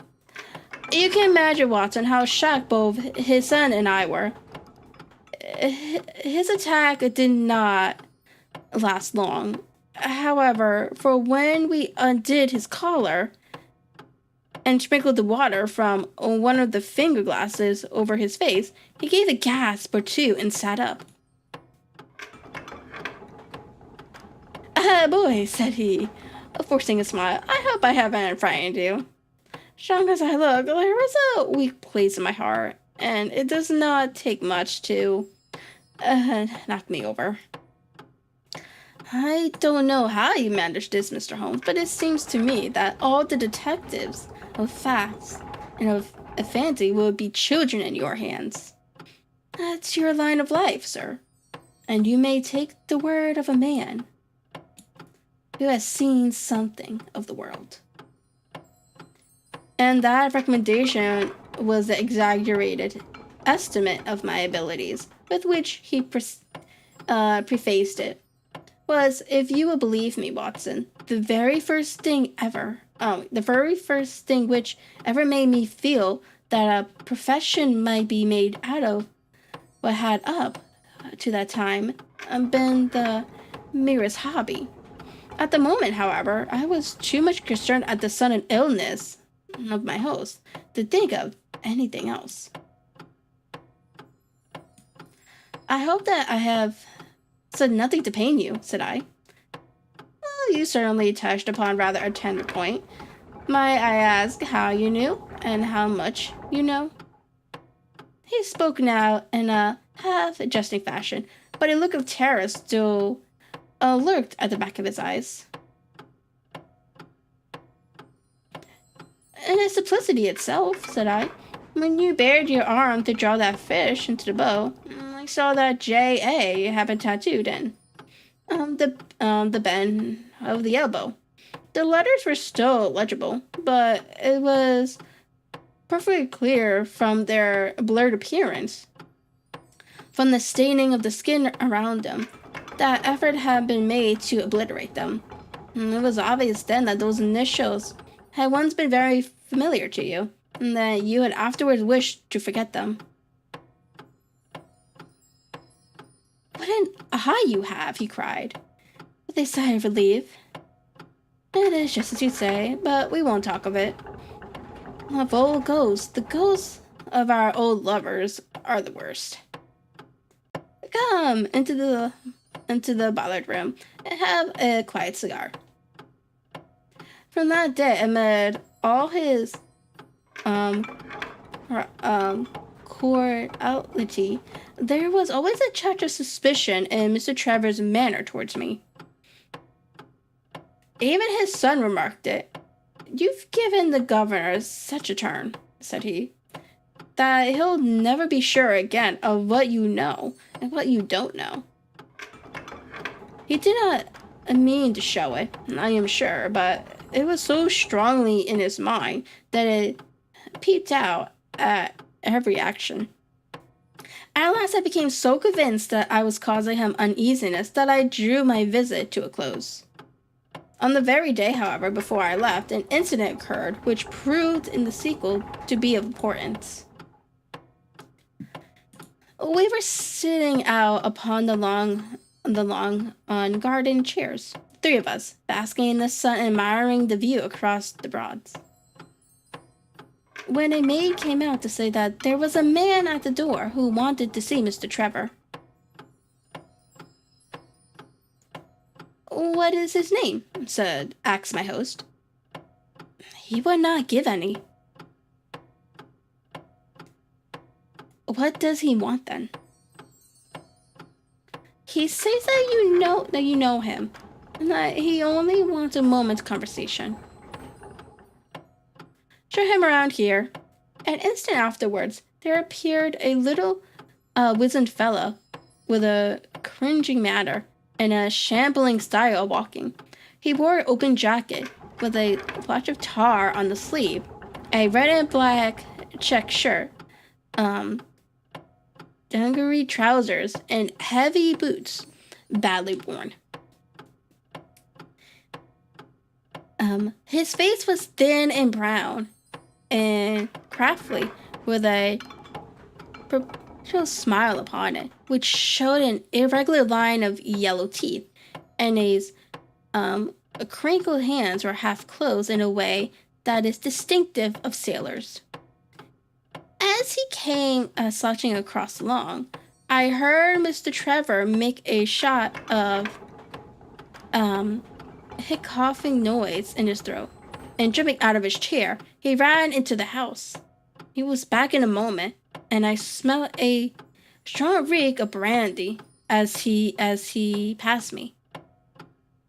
Well, my man, said he, what can I do for you? The sailor stood looking at him with puckered eyes, and with the same loose-lipped smile upon his face.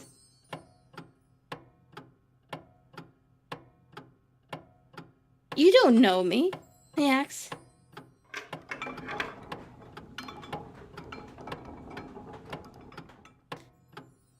Why, dear me, it is surely Hudson, said Mr. Trevor, in a tone of surprise. Hudson it is, sir, said the seaman. Why, it's 30 years and more since I saw you last. Here you are in your house, and me still picking my salt melt out of the harness cast. You will find that I have not forgotten old times, cried Mr. Trevor, and walked towards the sailor. He said something in a low voice. Go into the kitchen, he continued out loud, and you will get food and drink. I have no doubt that I shall find you a situation. Thank you, sir, said the seaman, touching the forelock. I'm just off a 2-year and a 8-knot tramp. Short-handed at that. And I want to rest.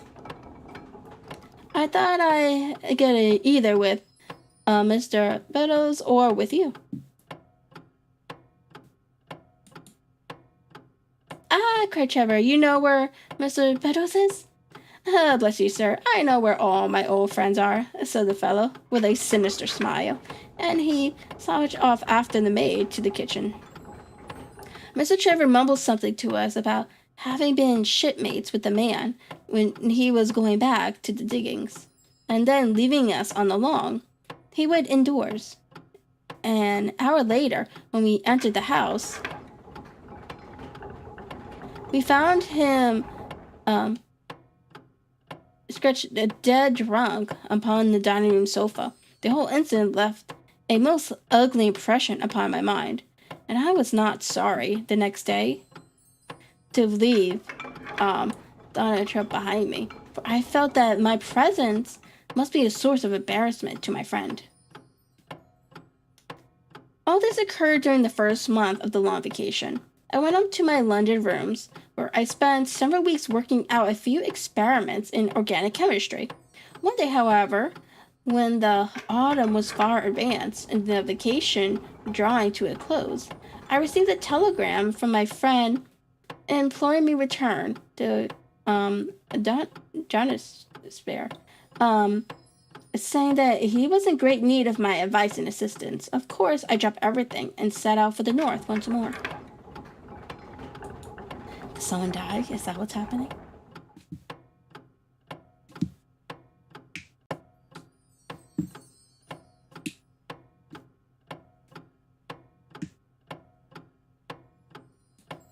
It met me with the dog cart at the station, and I saw at a glance that the last 2 months had been very trying ones for him. He had grown thin and careworn, and had lost a lot of chewing matter for which he had been remarkable. The governor is dying, were the first words he said. Impossible, I cried. What is the matter? Apoplexy?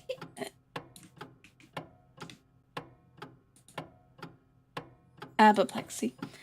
Apoplexy, never shocked. He's bound a verge all day. I doubt if we shall find him alive.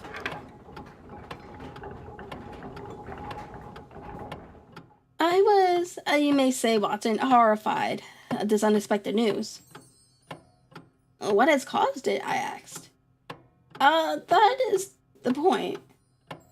Jump in and we can talk it over while we drive.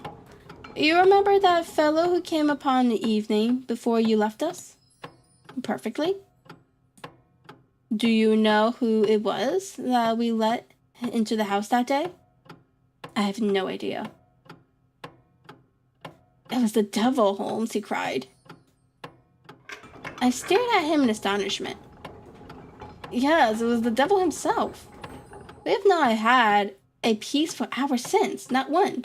The governor has never held up his head from that evening, and now the life has been crushed out of him, and his heart broken all through this cursed Hudson. What power had he then? That is what I would give so much to know. The kindly, terrible, good old governor. How could he have fallen into the clutches of such a ruffian? I am so glad that you have come, Holmes. I trust very much to your judgment and discretion. And I know that you advise me for the best.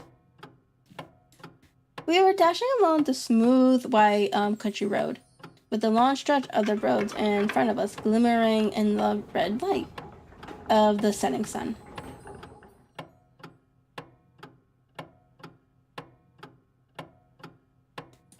From a grove upon our left, we could already see the high chimney and flagstaff, which marked the squire's dwelling. My father made the fellow gardener, said my companion, and then, as that did not satisfy him, he was promoted to be butler. The house seemed to be at his mercy, and he wandered about and did what he chose in it. The maids complained of his drunken habits and his vile language.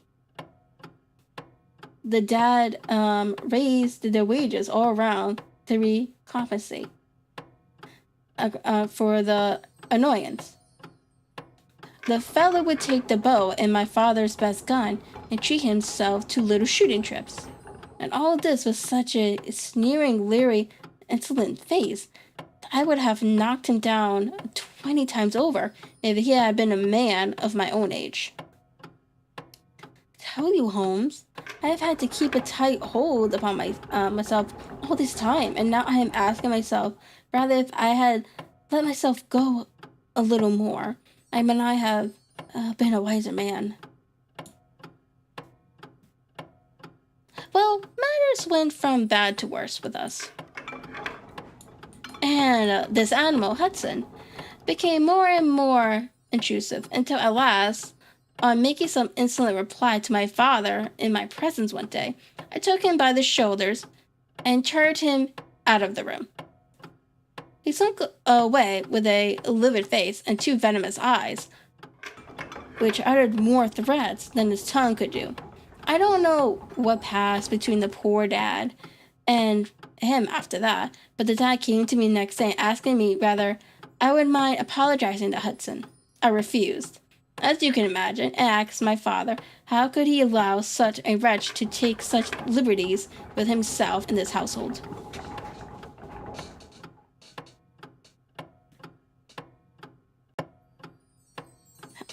My boy, said he, it is all very well to talk, but you don't know how I am pleased.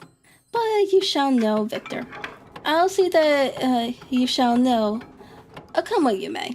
You wouldn't believe harm of your poor old father, would you, lad? He was very much moved, and shut himself up in the study all day, where I could see through the window that he was writing busily. That evening there came what seemed to me to be a grand release, for Hudson told us that he was going to leave us. He walked into the dining room as we sat after dinner and announced his intention in the thick voice of a half-drunken man. I've had enough of Norfolk, said he. I'll run down to Mr. Bubba's in Hampshire. They'll be as glad to see me as you were, I dare say.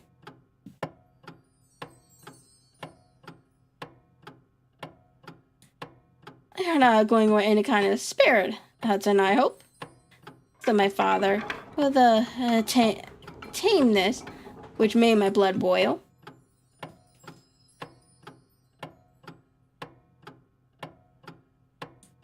I've not had my apology, said the sulkily glancing my direction. Victor, you would acknowledge that you have used this worthy feather rather roughly, said the dad, turning to me. Oh, the contrary. I think that we have both shown extraordinary patience towards him, I answered. Oh, you do you? He snarled. Very good, mate. We'll see about that. He slouches out of the room and half an hour afterwards left the house, leaving my father in a state of pitiable nervousness. Night after night I heard him pacing his room. It was just as he was recovering his confidence that the blow did at last fall. And how? I said eagerly. In a most extraordinary fashion, a letter arrived from my father yesterday evening, bearing the Fording Bridge postmark. My father read it, clapped both his hands to his head, and began running round the room in little circles like a man who has been driven out of his senses. When I at last drew him down to the sofa, his little eyelids were all puckered on one side, and I saw that he had a stroke. Mr. Forham came over at once. He put him to bed, but the paralysis has spread. He has shown no sign of returning consciousness, and I think that we shall hardly find him alive. You horrify me, Trevor, I cried. What then could have been in this letter that caused so dreadful a result? Nothing. There lies the inexplicable part of it. Hold on. There lies the inexplicable part of it. The message was absurd and trivial. Oh my god. It is as I feared. As he spoke, we came round the curve of the avenue, and we saw in the fading light that every blind in the house had been drawn down. As we dashed up to the door, my friend's face convulsed with grief. A gentleman in black emerged from it. When did it happen, Doctor? Asked Trevor. Almost immediately after you left. Did he recover consciousness? For an instant before the end. Any message for me? Only that the papers were in the back drawer of the Japanese cabinet. My friend ascended with the doctor to the chamber of death, while I remained in the study, turning the whole matter over and over in my head, feeling as somber as ever I had done in my life. What was the past of this Trevor, Bugdalish traveler and gold digger? And how had he placed himself in the power of this acid-faced seaman? Why, too, should he faint at an allusion to the half-phase initials upon his arm, and die of fright when he had a letter from Fordingham? When I remembered the Fordingham wasn't in Hampshire, and that this Mr. Photos whom the salesman had gone to visit, and presumably to blackmail, had also been mentioned as living as Hampshire. The letter then might either come from Hudson, the same man, saying that he had betrayed the guilty secret which appeared to exist, or it might come from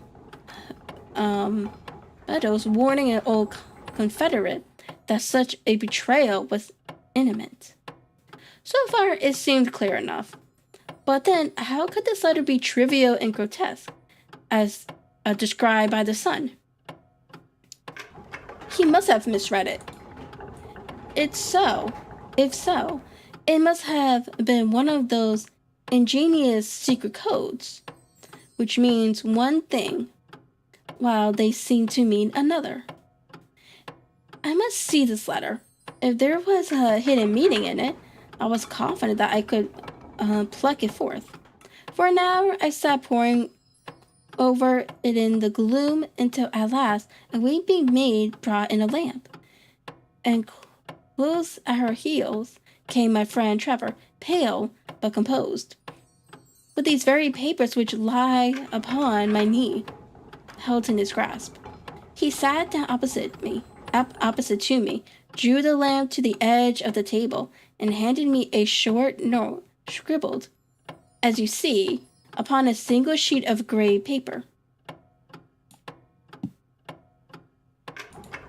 The supply of the game for London is going steadily up, it rang. Head Keeper Hudson, we believe, has been now told to receive all orders for fly paper and for preservation of your head peasant's life. I dare say my face looked as bewildered as yours did just now, when first I read this message. Then I reread it very carefully. It was evidently as I had thought, and some secret meaning must lie buried in this strange combination of words. Or could it be that there was a prearranged significance to such phrases as fly paper and hence peasant? Such a meaning would be arbitrary and could not be deducted in any way. And yet, I was slow to believe that this was the case. And presence of the word Hudson seemed to show that the subject of the message was as I had guessed, and that it was from Beddoes rather than the sailor. I tried it backwards, but the combination of life, peasants, hens was not encouraging. Then I tried alternate words, but neither the, for, nor supply Game London promised to throw any light upon it. And then in an instant, the key of the riddle was in my hands, and I saw that every third word, beginning with the first, would give a message which might drive old Trevor to despair.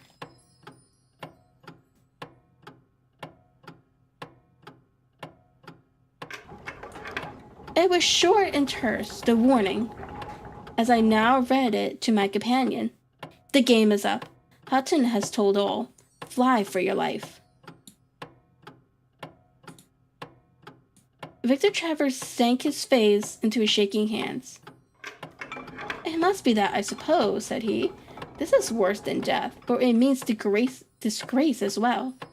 But what is the meaning of these head keepers and head peasants? It means nothing to the message, but it might mean a good deal to us if we had no other means of discovering the sender.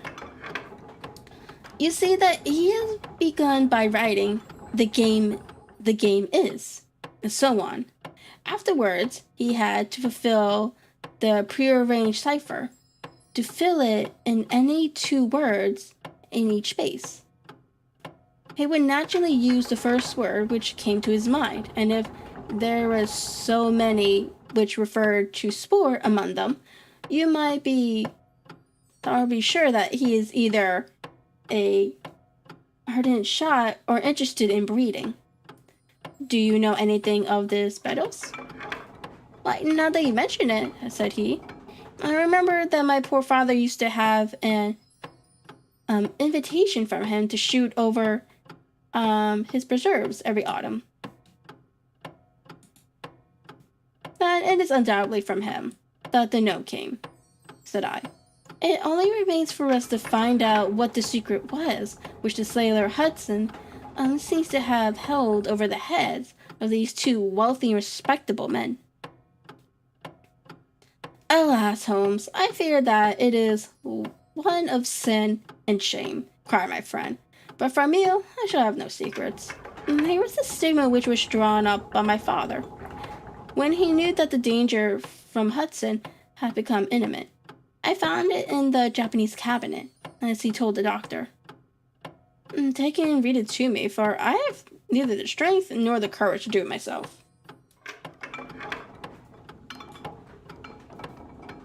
These are the very papers, Watson, which he handed to me, and I will read them to you as I read them in the old study that night to him. They are endorsed outside, as you see. Some peculiars of the voyage of the bark Gloria Scott from her leaving Falmouth on the 8th October 1855 to her destination in North Lat 50, pretty much the coordinates, 1520, West Long 2514 on November 6th. It is in the form of a letter and runs in this way. My dear son, now that approaching disgrace begins to darken the closing years of my life, I can write with all the truth and honesty that it is not the terror of the law. It is not the loss of my position in the country and in the county, nor is it my fault in the eyes of all who have known me, which cuts me to my heart. But it is the thought that you should come to blush for me, you who love me and who have also, I hope, had reason to do other than respect me. But if the blow falls which is forever hanging over me, then I should wish you to read this, that you may know straight from me how far I have been to blame. On the other hand, if all should go well, which may kind God Almighty grant, then if by any chance this paper should be still undestroyed and should fall into your hands, I conjure you, by all you hold scared by the memory of your dear mother, and by the love which had been between us, to hurl it into the fire, and to never give one thought to it again.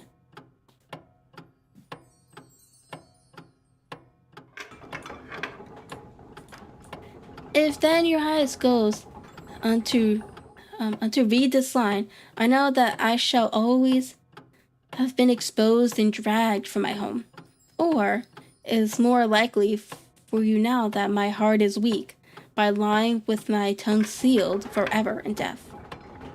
In either case, the time for suppression is past, and every word which I tell you is the naked truth, and this I swear, as I hope for mercy. My dear lad. Oh, hold on. My name, dear lad, is not Trevor. It is James Armitage. In my younger days, you can understand now the shock that it was to me a few weeks ago when your college friend addressed me in words which seemed to imply that he had surprised my secret. As Armitage, it was that I entered a London banking house, and at Armitage, I was convicted of breaking my country's law, and was sentenced to transportation. Do not think very harshly of me, laddie. It was a debt of honor, so-called, which I had to pay, and I used money which was not my own to do it. And a certainty that I could replace it before there could be any possibility of its being missed. But the most dread ill luck pursued me. The money which I had reckoned upon never came to hand, and a premature exclamation of accounts exposed my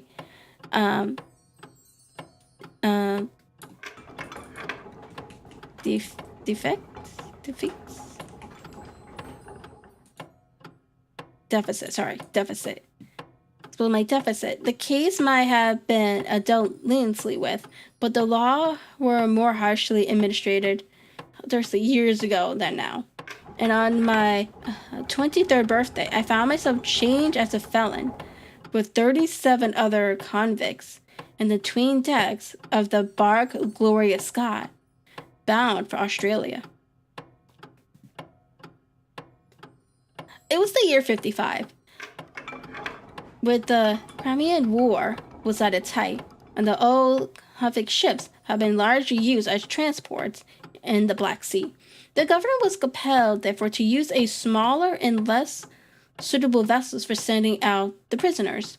The Gloria Scott had been in the Chinese tea trade, but she was an old-fashioned, heavy-bowed, broad-beam craft, and the new clippers had cut her out. She was a 500-ton boat, and besides her, 38 jailbirds. She carried 26 of a crew, 18 soldiers, a captain, 3 mates, a doctor, and a chaplain, and 4 wardens. Nearly 100 souls were in her, all told, when we set sail from Falmouth. The partitions between the cells of the convicts, instead of being of thick oak, as is usual in convict ships, were quite thin and frail. The man next to me upon the aft side was one whom I had particularly noticed when we were led down the quay. He was a young man with a clear, hairless face, a long thin nose, and rather nutcracker jaws. He carried his head very frequently in the air, had a swaggering style of walking, and was above all else remarkable for extraordinary height. I didn't think any of our heads would have come up to his shoulder, and I am sure that he could not have measured less than 6.5 feet. It was strange among so many sad and weary faces to see one which was full of energy and resolution. The sight of it was to me like a fire in a snowstorm. I was glad then to find that he was my neighbor, and gladder still, when in the dead of the night I heard a whisper close to my ear. I found that he had managed to cut an opening in the board which separated us.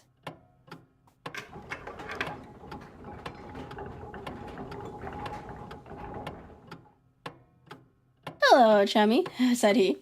"What's your name, and what are you here for?" I answered him and asked in turn who I was talking with.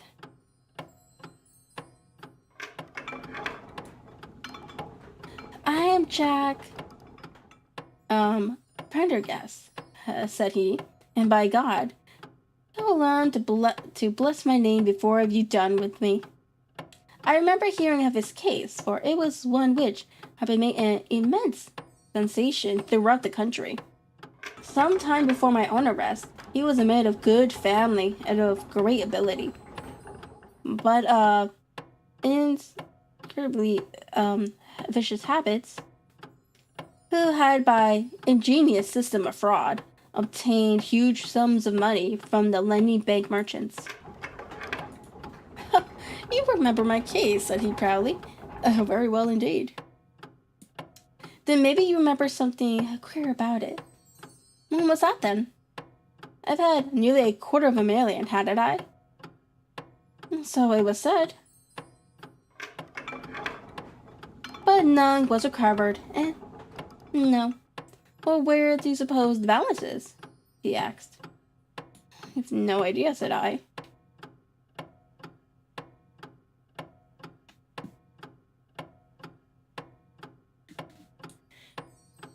"Right between my fingers and thumb," he cried. "My God, I've got more pounds to my name than your hairs on your head. And if you money my son and know how to handle it and spread it, you can do anything. Now, you don't think it's likely that a man who could do anything is going to wear his breeches out sitting in the sticking hole of gutted, beetle-ridden, moldy old coffin of a China coaster? No, sir, such a man will look after himself, and will look after his chums. You may lay to that. You would hold on to him, and you may kiss the book that he'll haul you through."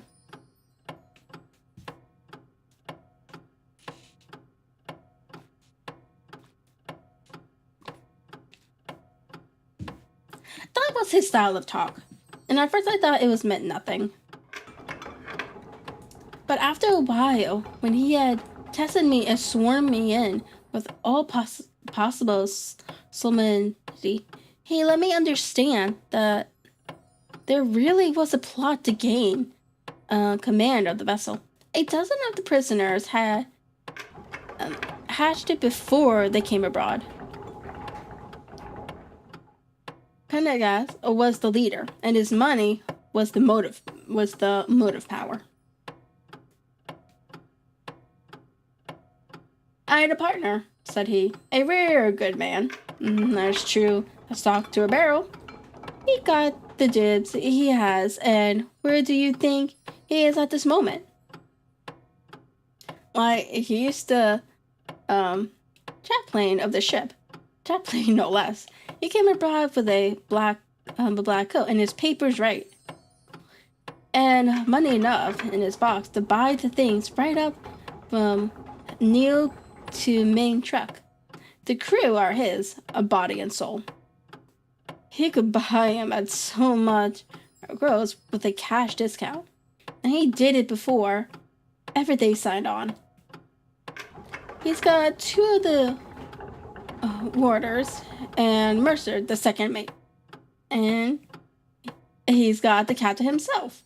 If he thought him worth it. What are we to do then? I asked.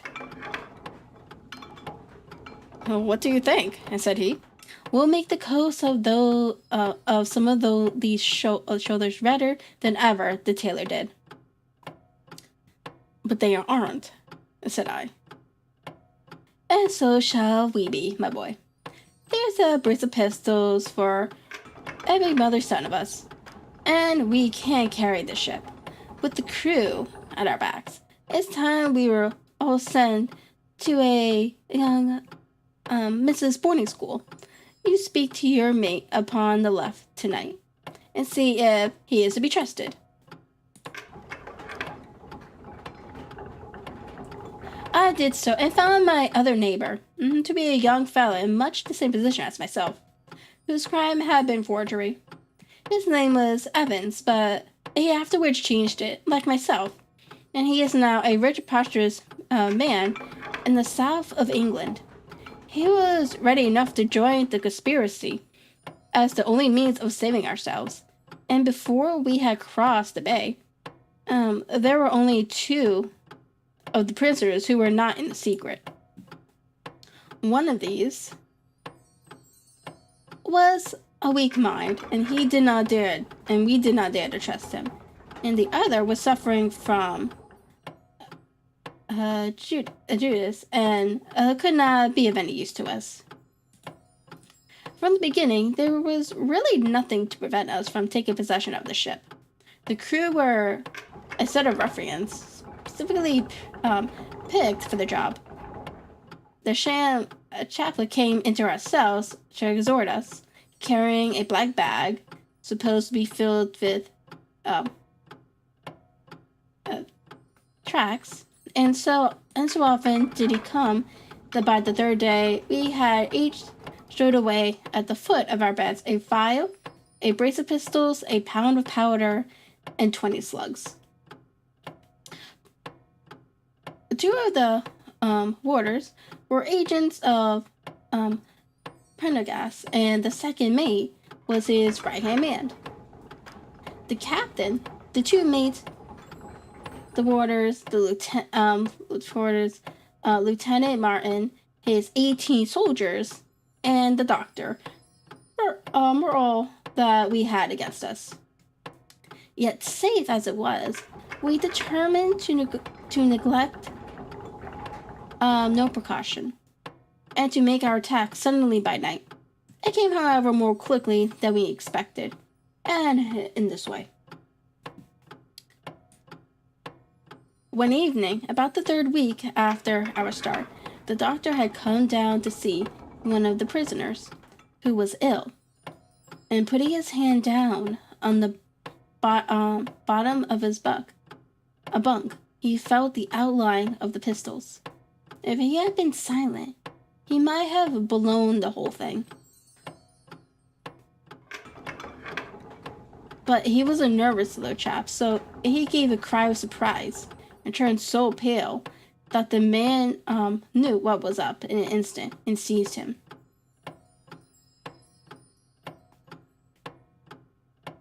He was gagged before he could give the alarm and tied down upon the bed. He had locked the door that led to the deck, and we were through it in a rush. The 2 sentries were shot down, and so was a corporal, who was running to see what was the matter. There were 2 more soldiers at the door of the stateroom, and their muskets seemed not to be loaded, but they never fired upon us. They were shot while trying to fix their bayonets. Then we rushed on into the captain's cabin, but as we pushed open the door, there was an explosion from within, and there he lay, with his brain smeared over the chart of the Atlantic, which was pinned upon the table. With the chaplain stood with a smoking pistol in his hand, at his elbow. The two mates had both been seized by the crew, and the whole business seemed to be settled. The stateroom was next to the cabin, and we flocked in there and flopped down on the settees, all speaking together, for we were just mad with the feeling that we were free once more. There were lockers all around, and Wilson, the Shane, a captain, knocked one of them in, and pulled out a dozen of the brown sherry. He cracked off the necks of the bottles, poured the stuff into tumblers, and were just tossing them off when in an instant, without worrying, there came the roar of muskets in our ears. And the saloon was so full of smoke that we could not see across the table.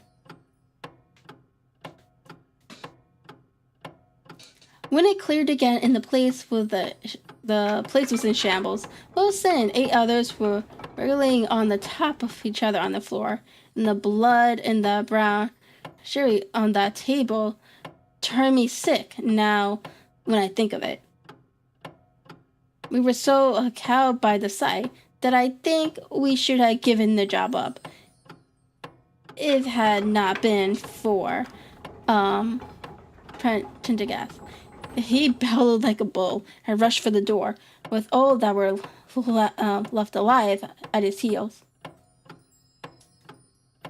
Out we ran, and there on the poop were the lieutenant and 10 of his men. The swinging skylights above the saloon table had been a bit open, and they had fired on us through the slit. We got on them before they could load, and they stood to it like men, but we had the upper hand on them, and in 5 minutes it was all over.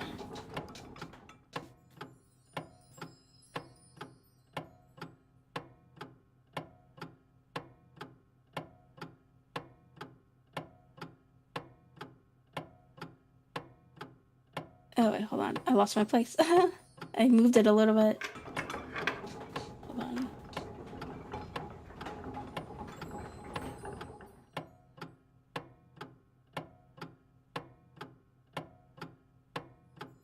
Okay, here it is.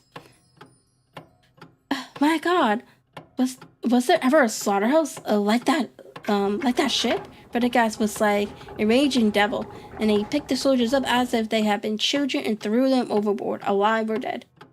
There was one sergeant that was horribly wounded, and yet kept on swimming for a surprising time, until someone in a mercy blew out his brains.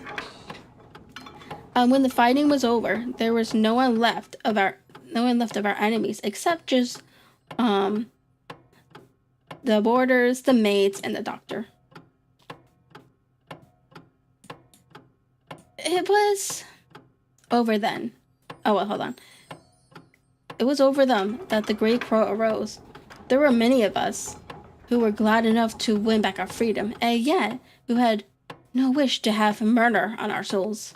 It was one thing to knock the soldiers over with their muskets in their hands, and it was another to stand by while men were being killed in cold blood. 8 of us, 3 convicts and 3 soldiers, said that we would not see it done. But there was no moving on Prendergast, and those who were with him. Our only chance of safely lay in making a clean job of it, said he. And he would not leave a tongue with power to wag in the witness box. It nearly came to our sharing the fate of the prisoners, but at last he said that if we wished, we might take a boat and go. We jumped at the offer, but we were already sick of these bloodthirsty doings, and we saw that there would be worse before it was done. We were given a suit of sailor togs each, a barrel of water, two casks, one of junk, and one of biscuits, and a compass. Prendergast threw us over a chart, told us that we were shipwrecked Marines whose ship had founded in lat 15 and long 25 west, and then cut the painter and let us go. And now I come to the most surprising part of my story, my dear son. The seamen had hauled the foreyard aback during the rising, but now, as we left them, they brought it square again. And as there was a light wind from the north and east, the bark began to draw slowly away from us. Our boat lay rising and falling upon the long, smooth rollers, and Evans and I, who were the most educated of the party, were sitting in the sheets working out our position and planning what coast we would make for. It was a nice question for the Cape de Verds. We're about 500 miles to the north of us, and the African coast about 700 to the east. On the whole, as the wind was coming round to the north, we thought that Sierra Leone might be best, and turn our head in that direction.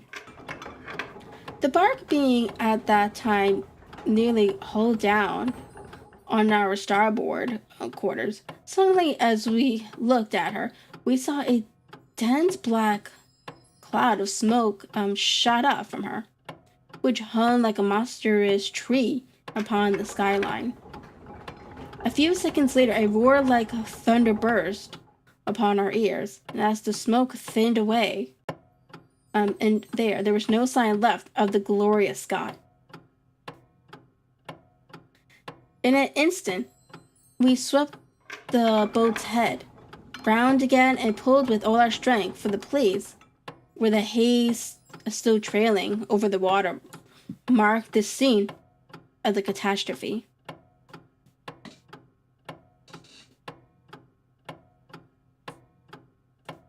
It was a long hour before we reached it, and at first we feared that we had come too late to save anyone.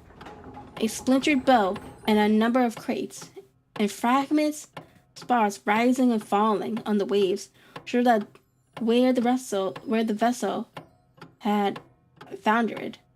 But there was no sign of life, and we had turned away in despair when we heard a cry for help. We saw at some distance a piece of wreckage with a man lying stretched across it. When we pulled him aboard the boat, he proved to be a young seaman of the name Hudson, who was so burned and exhausted that he could give us no account of what had happened until the following morning.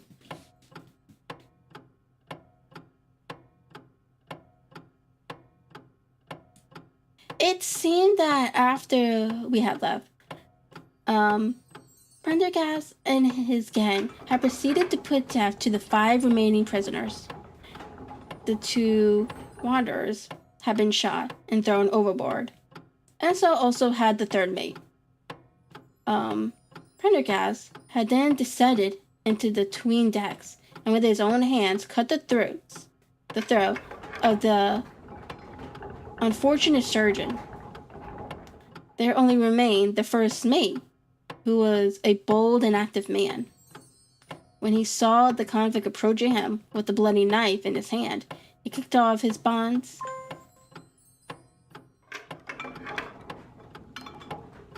which he had somehow contrived to loosen, and rushing down the deck, he plunged into the afterhold.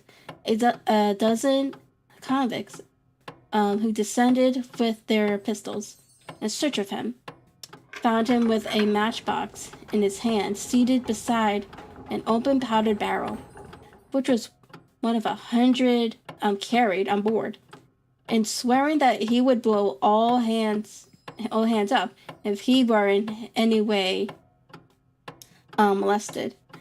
An instant later, the explosion occurred, though Hudson thought it was caused by the misdirected bullet of one of the convicts rather than the mates' match. Be the cause what I may, it was the end of the Gloria Scott and of the rabble who held command of her. Such in a few words, my dear boy, is the history of this terrible business in which I was involved.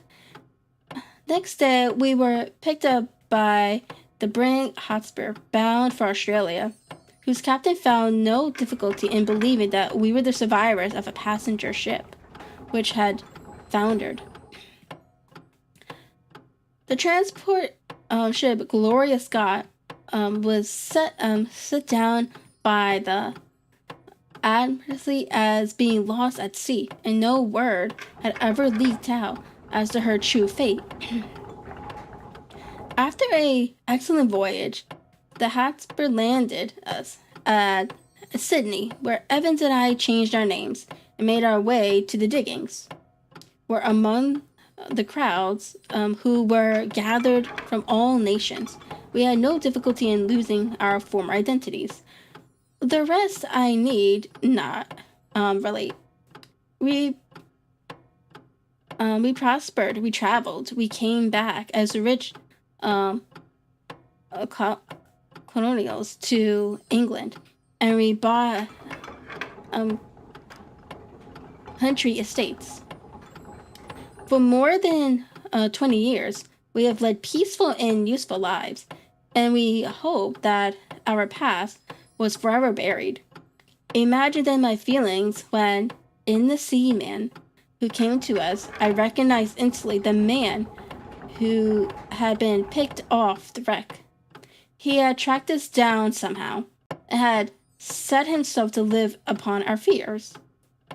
You will understand now how it was that I strove to keep the peace with him. And you will, in some measure, sympathize with me in the fears which fill me, now that he has gone from me to his other victim, with threats upon his tongue.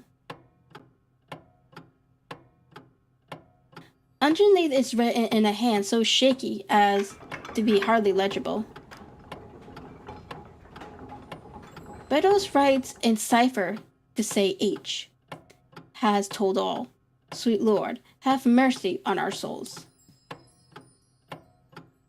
That was the narrative which I read that night to Jan Trevor. And I think, Watson, that under the circumstances it was a dramatic one. The good fellow was heartbroken at it, and went out to the Terity planting, where I heard that he is doing well. As to the sailor and the Beddoes, neither of them was ever heard of again after that day on which the letter of the morning was written.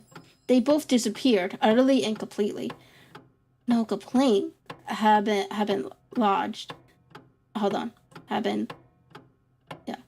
Lodged with the police, so that Beddoes had mistaken a threat for a deed. Hudson had been seen lurking about, and it was believed by the police that he had done away with Beddoes and had fled. For myself, I believe that the truth was exactly the opposite. I think that it is most probable that Beddoes, pushed to desperation and believing himself to have been already betrayed, had revenged himself upon Hudson and had fled from the country with as much money as he could lay his hands on. Those are the facts of the case, Doctor, and if they are of any use to your collection, I am sure they are very heartily at your service.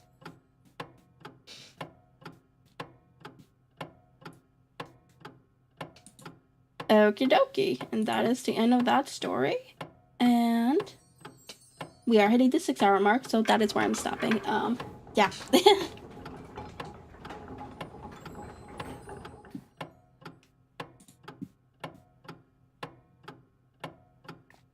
I don't know if there's anyone on.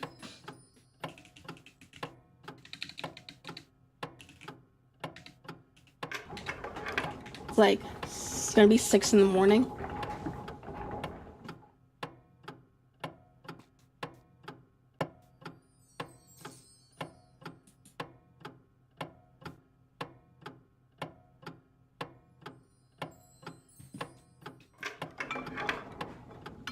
Okay, so we have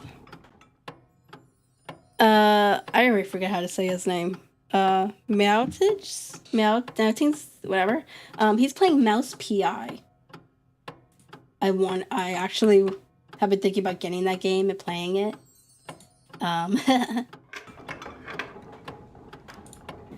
So let me go ahead and put in the raid command.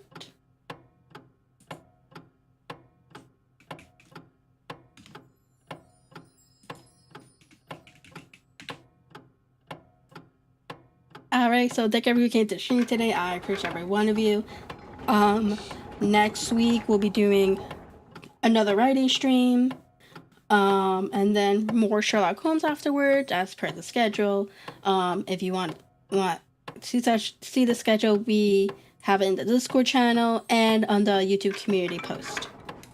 So I will see everyone then. Bye.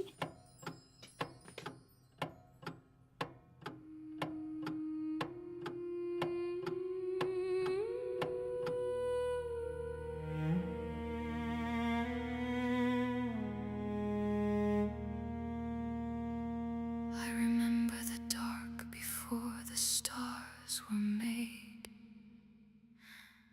sitting in the stillness as the eons delayed. We only had each other in that endless space. You were the only light in that lonely place, my North Star, wherever you would go. Before the glass shattered and the fire started to grow.